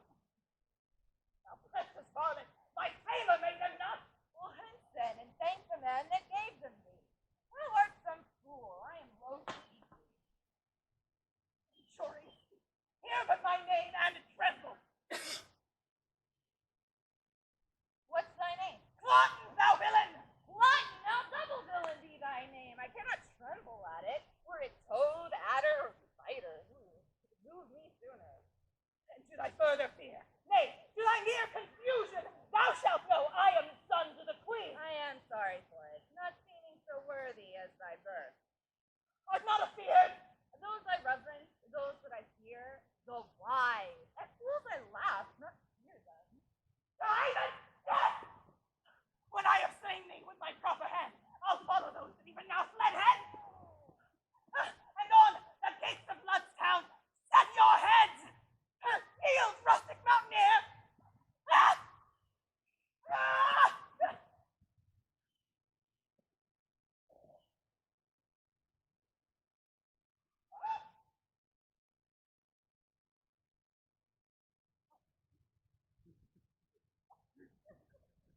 No company abroad. None in the road. You did mistake him, sir. No, I cannot tell. Long it's been since I've seen him. But time has not blurred the line of favor that he wore back then. The snatches of his voice, the barks of his language, were all as he. I'm absolute. His very Clotton. In this place we left him. This Glutton was a fool, an empty purse. There was no money in it. Not Hercules could have cut off or knocked out his brains, for he had none. Yet I'm not doing this. The fool has borne my head as I do his. What hast thou done? I'm perfect white. Cut off the head of one Glutton, son to the Queen after his own report, who called me traitor, mountaineer, and swore he'd take us in, displace us with a single hand, and set our heads on Bloodstown. No. We are all undone. Oh, why worthy father? What have we to lose but that which he swore to take? Our lives. The law protects not us. Why then should we be tender to let an arrogant piece of flesh threat us, like judge and executioner all himself? For we do fear the law? What company discover you abroad? Oh, not a soul did we see. But still 'tis stands to reason.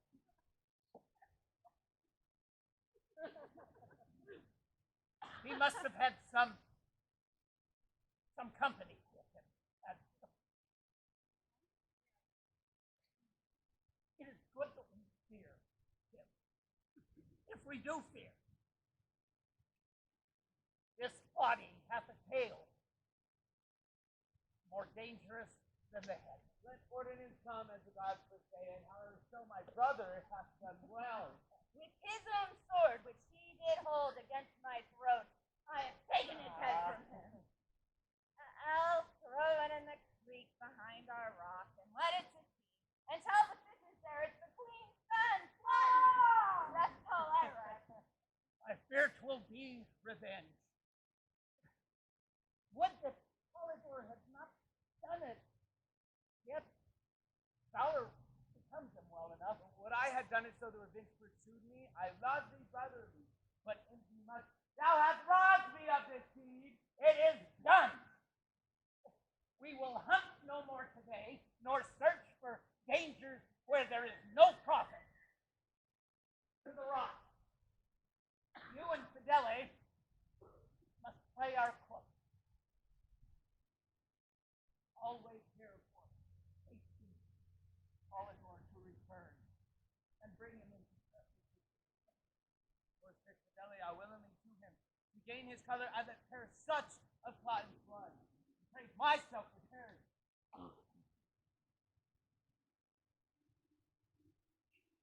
O thou goddess, thou divine nature,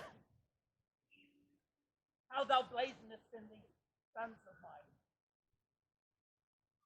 Oh, I do fear this plot.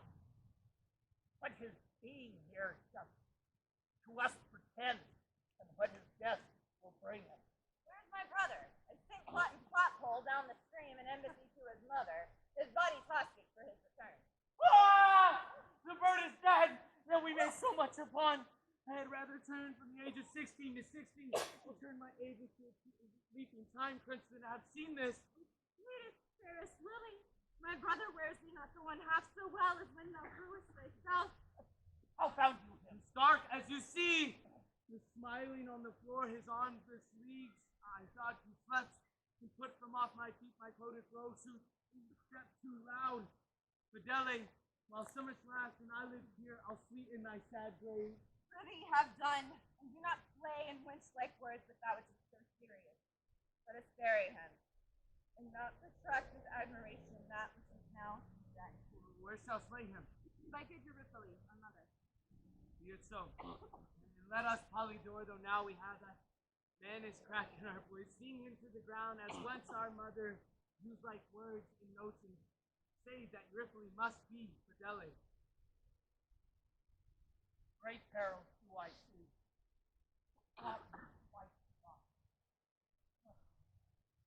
He was a queen's son, boys. Though he came to us, our enemy. Remember, he is paid for that. Our foe was princely. So you took his life as a foe. We'll bury him as a prince. Pray you, fetch him hither. We'll sing the while. Brothers, begin.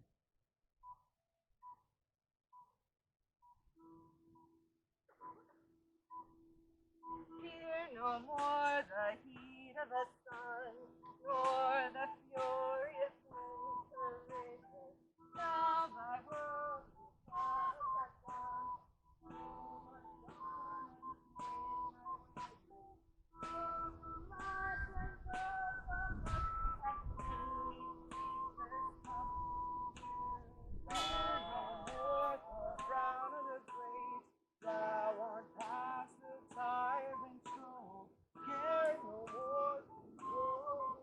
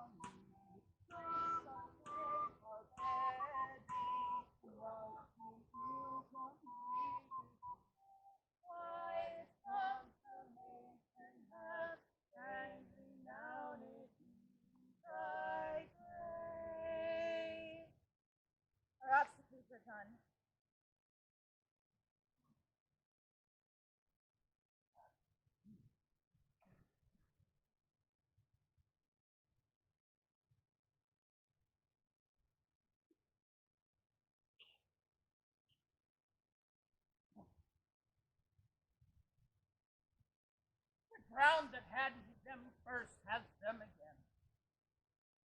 Their pleasures now are ended, and so their fate.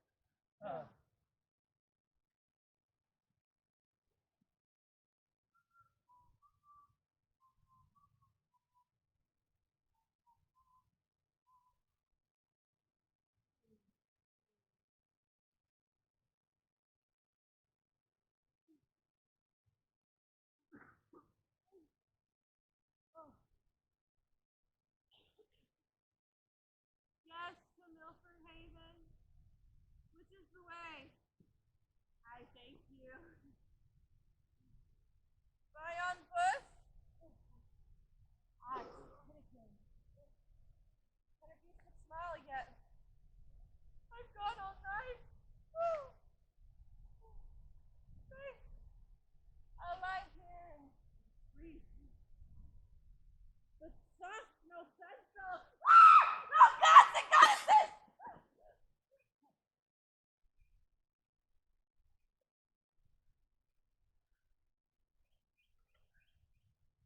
These flowers are like pleasures of the world. This bloody man. Hair on it. I hope I dream.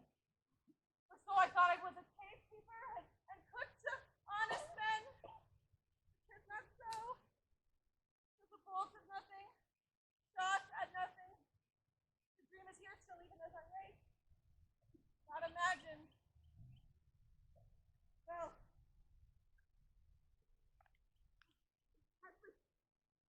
man, the garments of Boston! Murder in heaven! Ow! This God! Cassandro! All curses mad at Hecuba gave the Greeks, and mine to boot be darted on thee. Thou hast conspired with that irregulous devil, Cloten. Hast here cut off my lord? The reader might be henceforth treacherous. Damn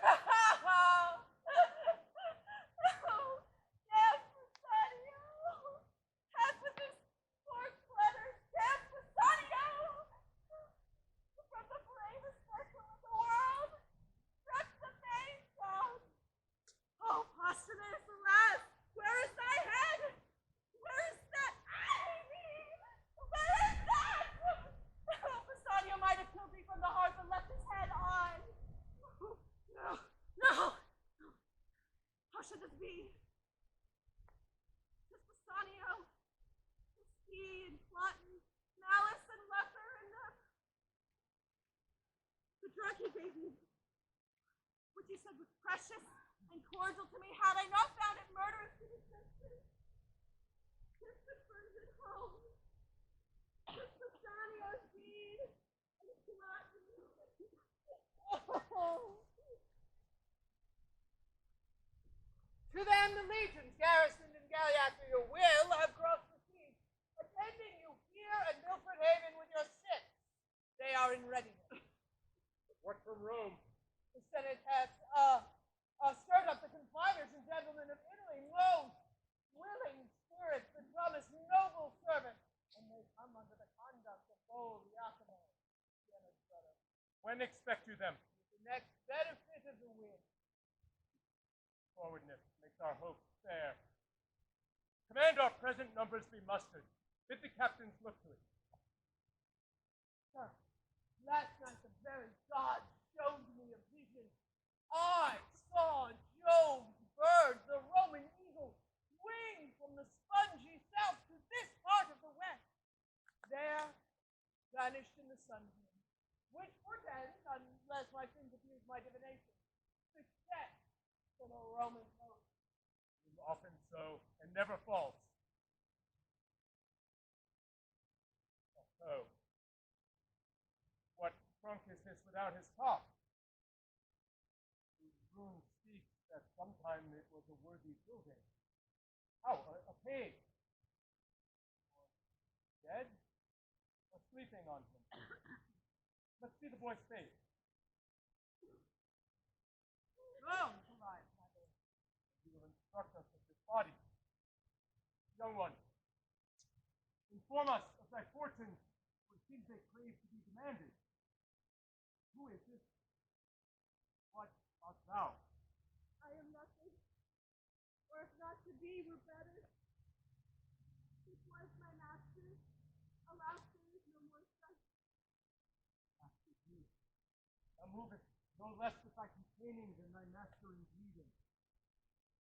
Thy name? Just to prove thyself the very same. Thy name well fits thy face thy name. So take thy chance with me. I will not say thou shalt be so well mastered, but be short, no less beloved. Go with me. I'll follow. Innocent the gods, I'll hide my master from the flies, as deep as these poor pickaxes can dig. I'll weep and sigh until leaving his service follow you, so please entertain me. I could use, but rather father thee than master thee. My friends, the boy has thought out manly duties. Let us find out the prettiest baby plot we can, and make him with our pikes and partisans agree. Come, arm him. Boy, he is preferred by you to us, and he shall be interred as soldiers can. Fearful, like thine eye. Some falls are means to happily to arise.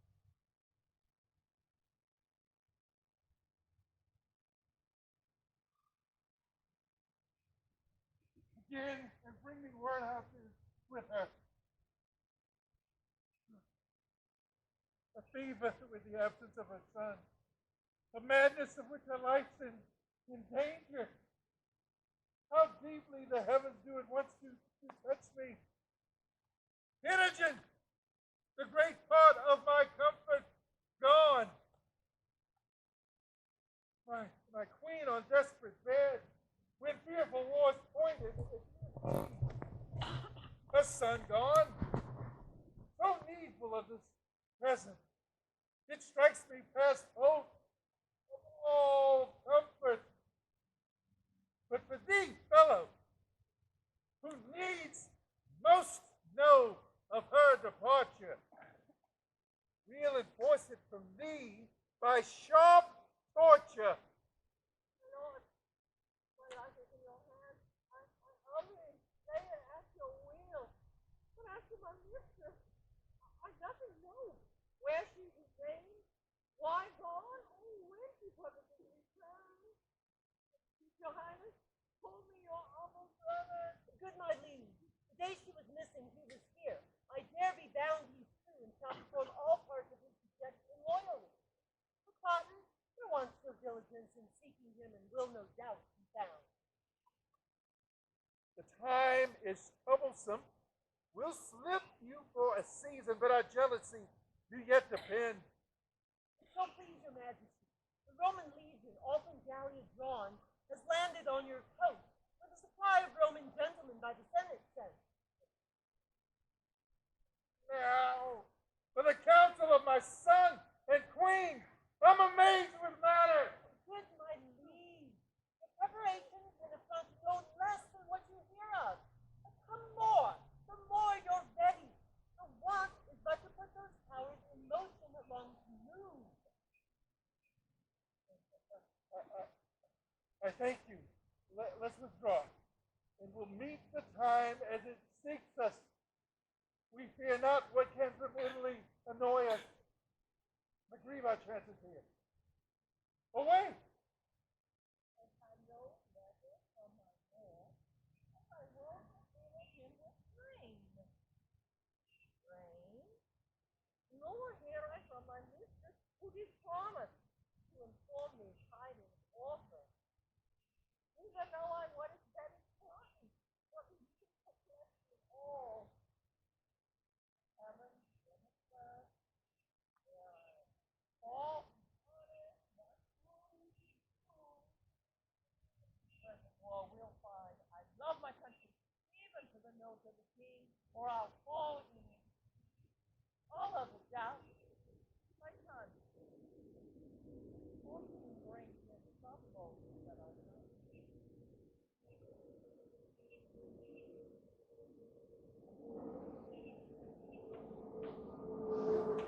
round about it.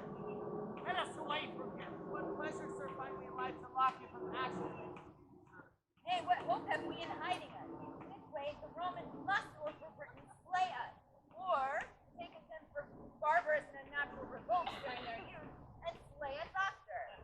Friends, let's hire to the mountain. They're secure us. To the king's party, we must not go. The newness of Martin's death, and we not being known, nor mustered in among the bands, they will think to do a render on the place where we live, and from there extort what we have done, whose penalty is death, extended by torture. This is, sir, a doubt in such a time, nothing becoming you, nor satisfying us. It is not likely when they hear the Roman horses neigh that they will waste their time upon our notes to know from whence we are. I am well known in the army. Pray, sir, to the army. I and my brother are not known. Yourself so out of thought, and their two so overgrown, cannot be questioned. By this sun, that shines I'll thither. By heavens, I'll go. If you will bless me, sir, and give me leave, I'll take the better care. So say I. Amen. Oh, no reason I. Since of yourselves, of your lives, you put such light valuation that you reject my cracked one with more care. Have with you, boys. If in your country wars you should die, that will be my bed also, and there I'll lie. Ah! Leave, leave. Bloody cloud. I'll keep thee, for I wish thou couldst been colored thus.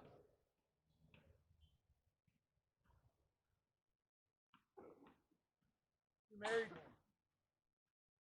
If each of you should take this course, how many must murder wives much better than themselves for lying but a little?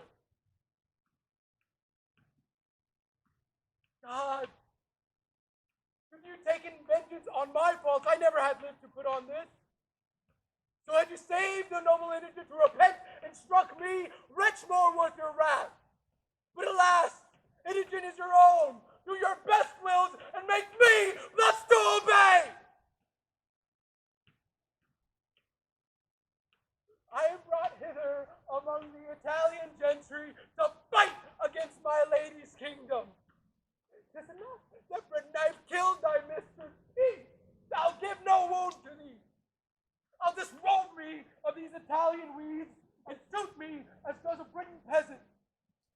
So I'll fight against the part I come with. So I'll die for thee, indigent. Let me make men know more valor in me than my habits show. Shame the guise on the world. I'll begin this habit less without and more within.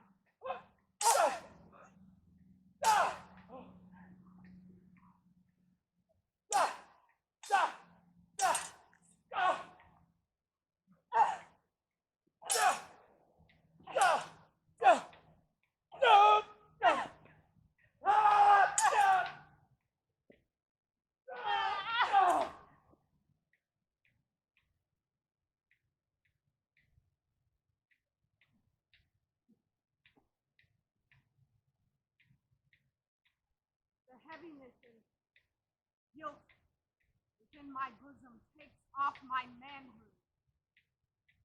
I have belied a lady, the princess of this country, and the air on it revengingly enfeebles me.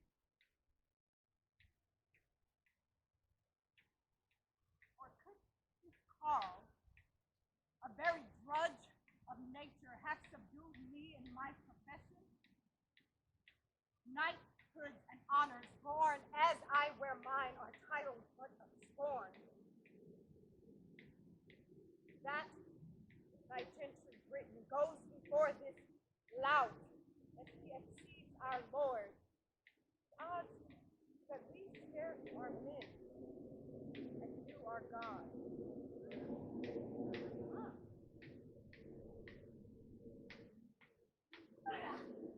Ah!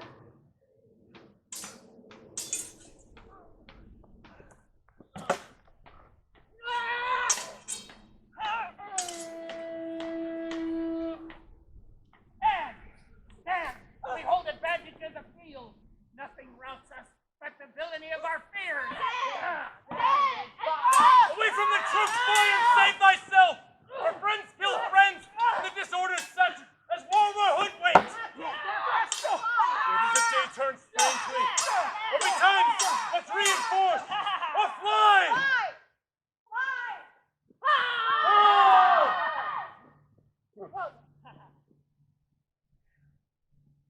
Came south from where they need to stand. Now, us came from the flyers. Aye. No blame be to you, sir, for all was lost in what the heavens fought.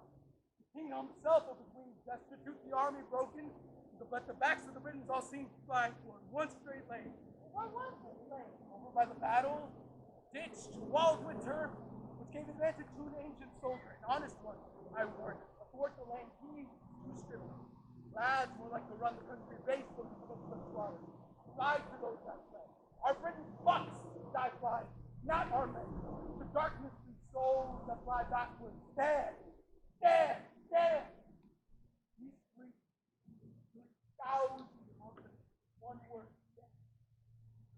Accommodated by the face. Gilded, pale look, part shame, part spirit renewed, that some turned cowards, but by example ruled, began to look away danger. Then began a rout confusing to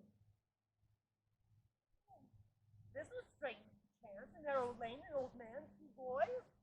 Nay, you need not wonder upon it, for you are made to think the things you wonder than to hear it any. Shall we rhyme it and rent it up to mockery? Two boys, an old man, twice a boy allayed. Preserve the Britons, was the Romans' fame. Farewell, you're angry. Oh, still going? This the Lord. Oh, noble misery, to be in the field and ask what news of me? Today, how many would have given their honors to save their carcasses, took heel to do it, and yet died too? I, in my own woe charms, did not find death where I did hear him groan, nor feel him where he struck. But I will find it. For now, being the favorer to the Britons, no more Britons. So I'll resume again the part I came in. Fight I will no more, but yield me to the various hind that shall once touch my shoulder. Great the slaughters here made by the Britons, great the answers made by the Romans. For my ransom is death, on either side I come to spend my breath, which neither I'll keep nor come to bear again, but end it by some means for indigent. Brave Jupiter, be brave, Lucius is taken. Tis thought the old man and his boys were angels. There was a fourth man in a silly habit. Lucius reported, but not yet found. Stand! Who's there? A Roman who had not now been drooping here if seconds had answered. Lay hands on him, the dog. This Roman leg shall not return. Tell what crows is Texan here. He does brag on his service as if it were of note. Take him to the king.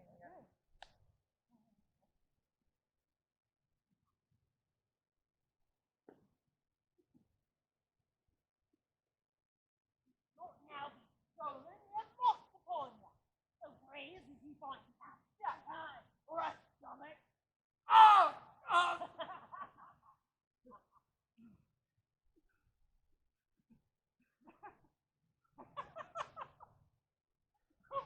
Welcome, bondage. Thou, I think, art the way to liberty. Oh, my conscience, thou art more better than these saints and race.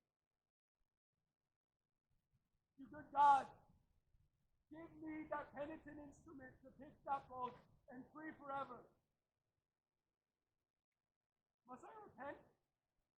I cannot do it better than in jibe for Inigon's dear life. Take mine, though 'tis not so dear. Yet 'tis a life. You coined it. You'll take this on it, take this life.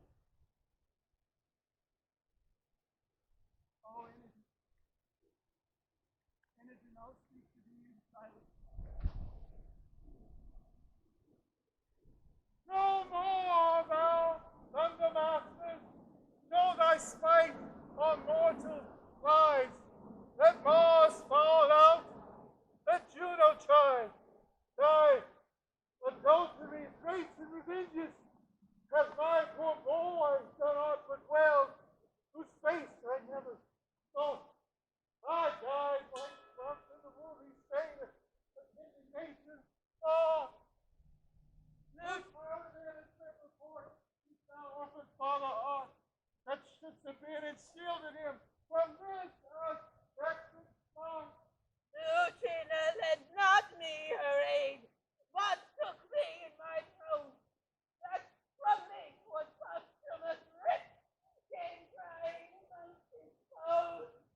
A thing of pity.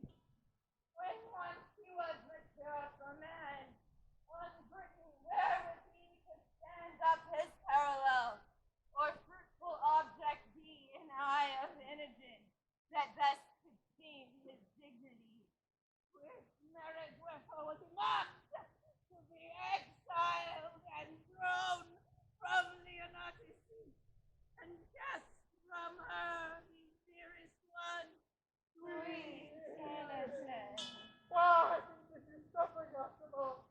Why sing of his allegiance? And paint his sofa, haunted reign with heedless jealousy, to become the captain scorn of the others' villainy. For this from stellar seats we gain, our parents in a slain, that striking in our country cause so bravely, and were slain. Our fealty and our kingdom right, with honor to maintain.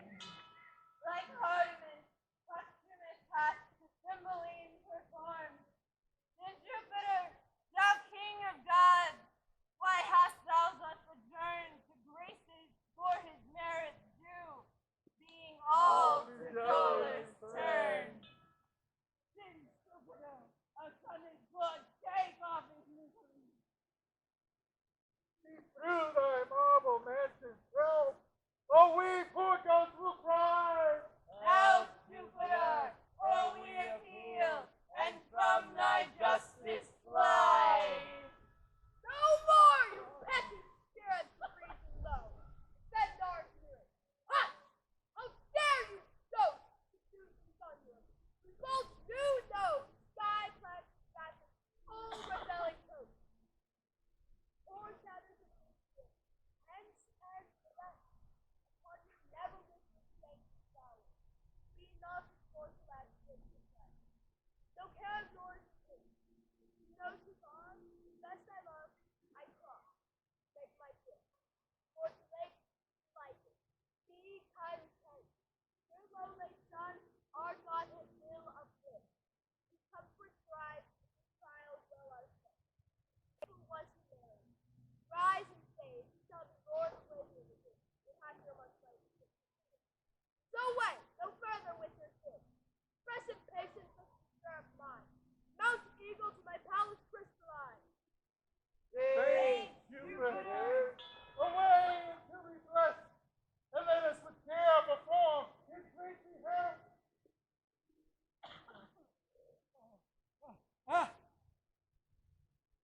Please.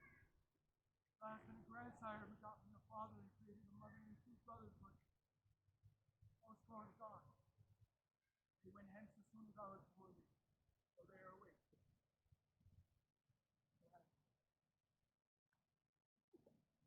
Or read the wretch that relies on greatness' favor dreams and wakes to find nothing as I have done. But alas, I swear if some dream neither define nor deserve, and yet are steeped in plenty. So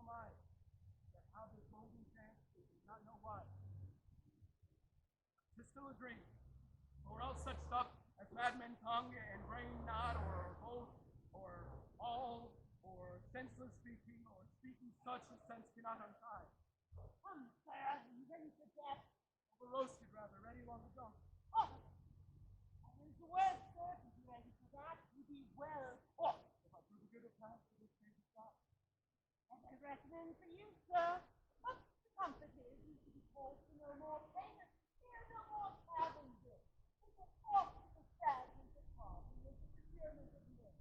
You come in, think the want of meat is about reeling with too much drink.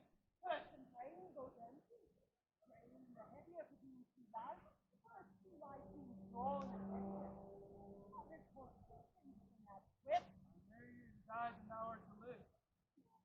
Sir, you have sleep feels not to see day. But I think a man who will be sleep more and a honey helping to bed, I think you can place it with an officer. But look you, sir, you know not which way you shall go. Thee do I follow. Oh, jump the after inquiry unknown peril. And how you shall fly in the journey's end, I think you'll never return to tell one. I tell thee, fellow, there are none want eyes away and glory, but such as wink and will not find them. I think hanging's the way of winking. Knock off his manacles. Bring your prisoner to the king. I'll bring us good news and cause to be made free. Oh, all behind you there. But he's freer than a jailer. There's no pulse for the death. Unless a man would marry a gallows and to get young spinets, never saw one so prone. Yet, on the conscience, they're very innate desire to live. Could I were I one.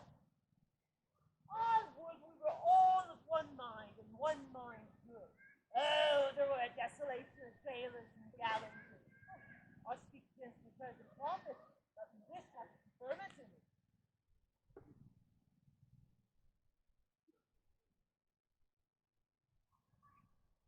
Stand by our side, you whom the gods have made preservers of my throne.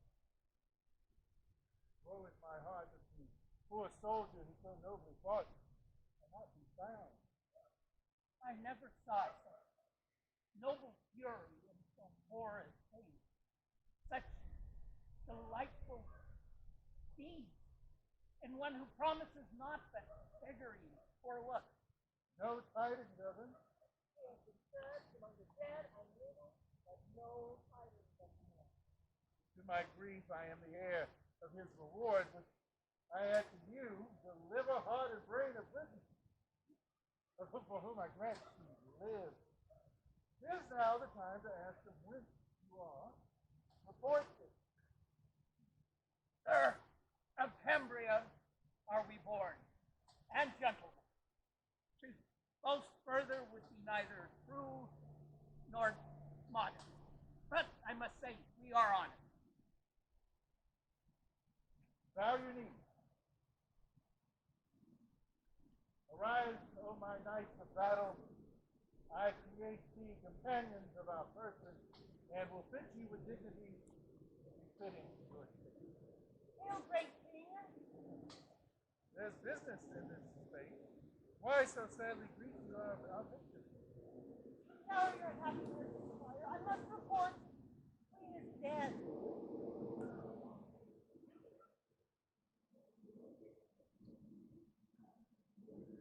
How ended? With horror, madly dying, like her life, being cruel to the world, concluded most cruel to herself.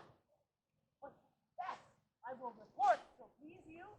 Really, say. First, he did confess that he never loved you. Only great lists afforded by you, not you. Unmarried to royalty, was life to your place, abhorred your person. And she only knew this, but she spoke it dying. I would not believe it in the opening of her lips.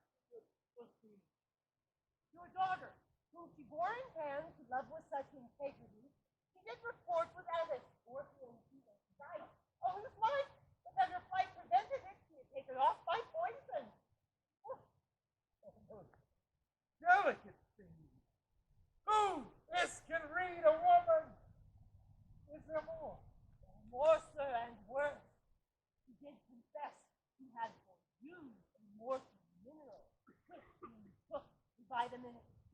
on life and lingering by instant waste to you, at which point she purposed to overcome you with her throne.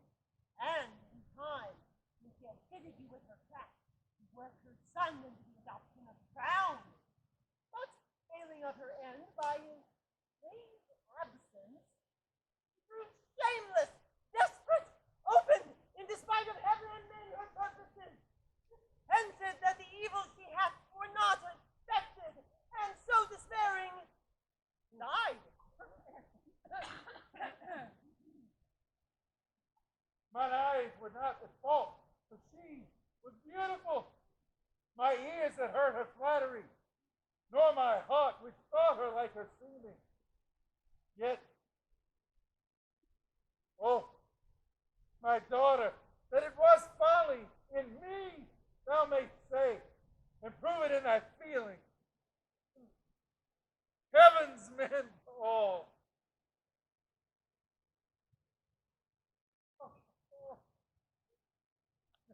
Thou comest not now, highest for tribute that the Britons have raised out with the loss of many, a bold one, whose kinsmen have made suit that in gain appease the good souls that have been lost by slaughter of you, their captives, which ourselves have granted. So think of your estate. Consider, sir, the chance of war. The day was yours by accident. Had it gone with us, we should not, when the blood was cool, have threatened our prisoners with the sword. And since the gods will have it thus, that nothing but our lives may be called ransom, let it come. The place is a Roman! The Roman's heart can suffer! Augustus lives to think on it. So much for my peculiar care. One thing only I will entreat. My boy, a Briton born, let him be ransomed.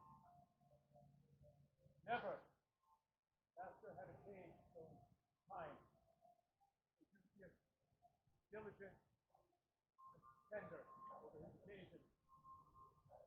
True, speech so nurse-like. Let his virtue join with my request, which I make bold your highness cannot deny. He hath done no Briton harm, though he hath served the Romans. Save him, sir. Spare no blood besides. Surely I have seen him. His favor is familiar to me. Boy, thou hast looked thyself into my grace, thou art mine own. I know not why, wherefore to say, live, boy, may I thank thy master. Live, and ask of Cymbeline what boon thou wilt befitting my bounty and thy state. I'll give it, yea, though thou do demand a prisoner, the noble taken. I do not bid thee beg my life, good lad, and yet I know thou wilt. No, other working men. I see me as bitter as death. Your life's not going to suffer for itself. For it stains me. Why stands he so perplexed? What wouldst thou? Thou knowest thou lookest upon, wilt have him live? Is he thy kin, thy friend? He's a Roman. No more kin to me than I to you, Your Highness.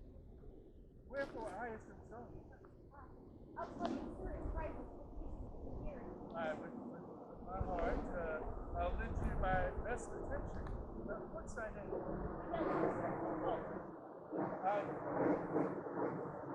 Thou art my good youth, age. I'll be thy master. Walk with me. Boys, this not be. You, revived from death, or one said another that more resembles that sweet rosy lad who died, what they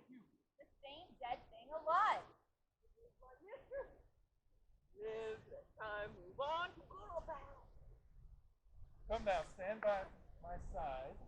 Make thy demand aloud. Sir, step you forth and give answer to the boy, and do it freely. Or, by our greatness and the grace of it, which is our honor, that a torture will winnow truth from fiction. On, speak to him. My boon is that this gentleman may render of whom he has this ring. What's that to him? That ring on your finger. Say how came it yours? Thou wilt torture me. To leave unspoken that is to be spoken. Torture me. Tell me. I am glad to be constrained to utter the thing that cometh me to conceal. By villainy I got this ring. Twas Leonatus' jewel whom thou didst banish. Wilt thou hear more, my lord? All that belongs to this. That paragon. Thy daughter, from whom my heart drops blood and my false spirits quail to remember. Give me leave, I thank. My daughter, what of her? Strive, man, and speak. Upon a time, unhappy was the clock that struck the hour. It was posthumous. What can I say? He was too good to be where ill men were, and was the best of all amongst the rarest of good ones. Sitting sadly, hearing us praise our love of Italy for beauty that made barren the swelled boast him that best could speak. For condition, a shop of all the qualities that man loves woman for. Come to the matter. I stand on fire. This posthumous, most like a noble lord in love, and one that had a royal lover, took his hand, not dispraising whom we praise, wherein he was strong and perfect. Again his mistress's picture, with his tongue being made, and then a mind put in it. Our brags were cracked of kitchen trolls, or his description proved us unspeaking signs. Nay, to the purpose. Your daughter's chastity. There it begins. Spake of her as Diane had hot dreams, and she alone was whole. Whereas I, wretch, made scruples of his praise, and wagered pieces of gold in this which then he wore upon his honored finger. Retained in sweet, in his bed, win this ring by hers and mine adultery. And he,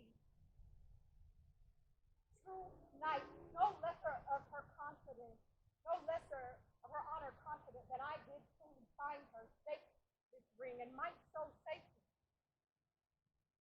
Way to Britain, post I in this design. Well, may you remember me, sir, at court, where I was taught of your chaste daughter, the wide difference between amorous and villainous.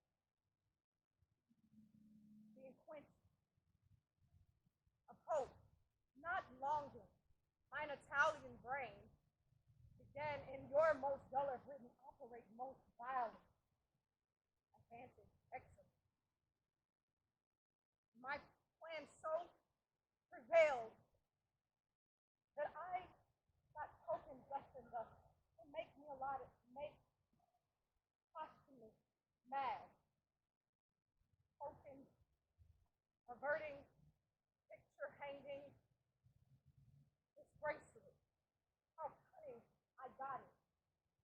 Make marks upon her person, where he had no other choice but to think the bond of her chastity had been taken. And I, the fortune, whereupon methinks I see him now. I shall not doubt to tell you truth. I am the most credulous fool egregious murderer, thief, anything that's true, to villains past and things to come. Oh, give me corn, or knife, or poison, some upright justice, or thou king. Send for tortures ingenious, or deny, posthumous, that all things of the world amend for being worse than he that killed thy daughter. Villain like I lie, that comes a lesser villain than myself. The Cymbeline is speaking to it. The temple of virtue and she, yea, oh innocent, my queen, my life, my wife, innocent. Please, my lord, you're here. So never play at this! Thou scornful page, no lie apart! The world go round. Oh, get thee from my sight, thou dangerous fellow! Hence, breathe not where princes are! The tune of Imogen. Thou gavest me poison.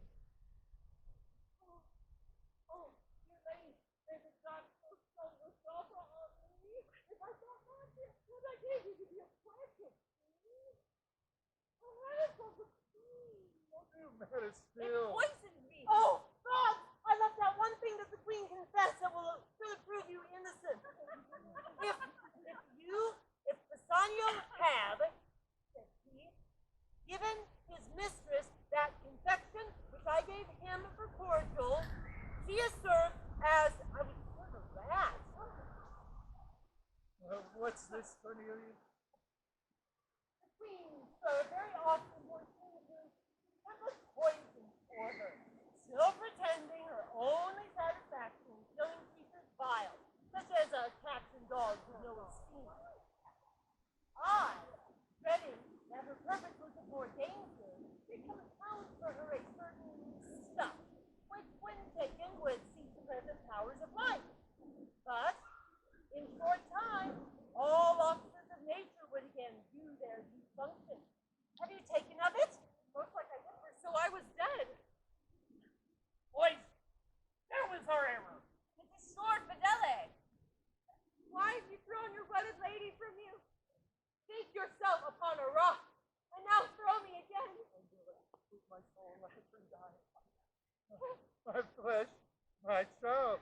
What thou makest me a dullet in this act, wilt thou not speak to me? Your blessing, too. My tears that fall through holy water on thee.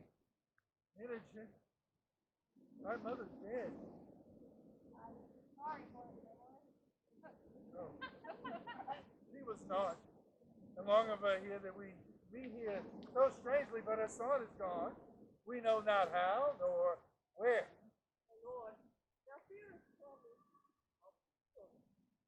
My lord, Cymbeline, come to me with your drawn cross at the mouth, and to swear to me if I discovered not where it was my instant death. Same treasure of my lord in my pocket, advising him to keep her in the mountains near the mission. Whereupon, in a frenzy, he would often suppose with unconfessed and with a vow to violate my lady's honor. But what became of him I further know not. Let me in this story. I slew him there. Marry the gods forfend. I should not from my thy good deeds should not from my lips pluck a hard sinner. Prithee thee, valiant youth, I have spoken, and I did it. he was a prince. In a most uncivil one. The wrongs he did me were nothing prince-like, for he did provoke me with such language that would make me spurn the sea if it could so roar at me. I cut off his head. I'm right glad he's not standing here to tell this tale of mine. I feel sorry for thee. By thine own tongue thou hast condemned thyself. Hey, this man is better than the man he slew. As well descended as yourself, and you owe him more honor than a whole company of Clottons could ever scar for. Why, O soldier, would thou undo the worth thou art unpaid for by tasting our wrath? How of sinners sin is weak, and that he spake too far. And thou wilt die for it. Oh, we will die, all three. But there are two honest that are as good as I have said. Boy, I must speak of myself. They have danger. Your danger's ours. And our good his. Huh? Fair king, thou hadst a subject named Valerian. What of him he's a Spanish traitor? It is he who has put on this old age. True. True, he was Spanish, but I know not how it true.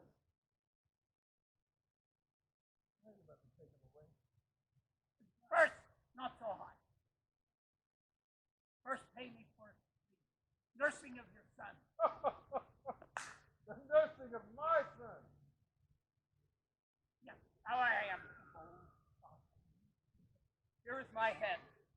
Ere I raise it again, I will put forth my son and let havoc reign with the old man. I, old Morgan, am that Valerian that you sometimes banish. And these boys, 20 years have I raised up, have I trained, and everything that they knew, what I could put in them. Their nurse, Eurypyle, for who? For this step I went. She stole these boys.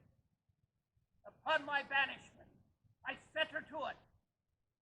But noble sir, have your sons again. I lost my children.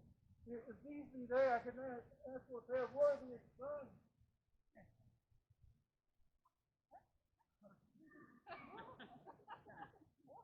Be pleased a while. This young gentleman, whom I call Polydor, is Gidiri. And this young man, this noble, my father,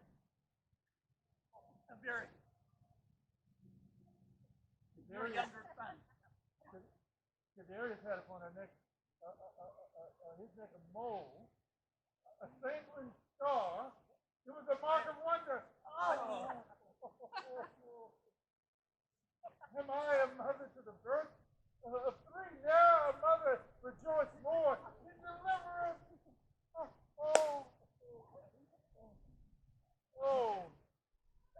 Innocent. Thou hast by this lost a kingdom. No, my lord, I touched the world by it. Oh, gentle brothers, have we best met? Never say hereafter I am but true speaker. Thou called me brother when I was but your sister. I ye brothers when ye were so indeed. Did you hear Aye, my good lord. And from first meeting love, continued so till we thought he died. By the queen's rams he swallowed. Oh, rare instinct. When shall I hear all through? This fierce abridgment hath to its circumstantial branches, which, being rich in distinction, should be demanded by dependency from time to chance. But nor the time nor place will serve a long interrogatory. Thou art my brother, will hold thee ever. And thou art my father. You did relieve me to see this gracious season. All overjoyed, strange those in bonds. Let them be joyful too, for they shall take thy comfort.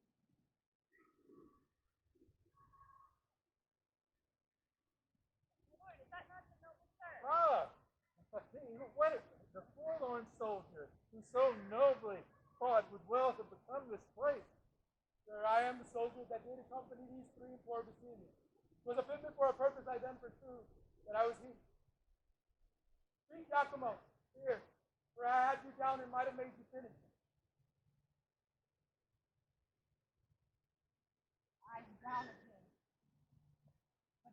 time my conscience bends my knee as bend your force do. Take that life beseech you, as I so often owe. First, the ring. And here, the bracelet of the truest princess that ever pronounced her fate. Kneel not to me, for the only power I have on you is to forgive you.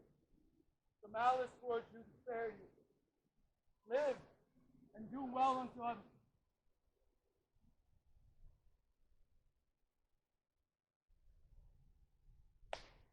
Yes, sir. Nobly do. We shall learn our freeness from a son-in-law. Pardon the word to all. You did help us, for you did mean indeed to be our brother, and happy of us as you are. Your servant, princess. As I slept in peace, I thought I saw sprightly shows indicating about peace and plenty all throughout Britain. Well, our peace we will begin. Nice.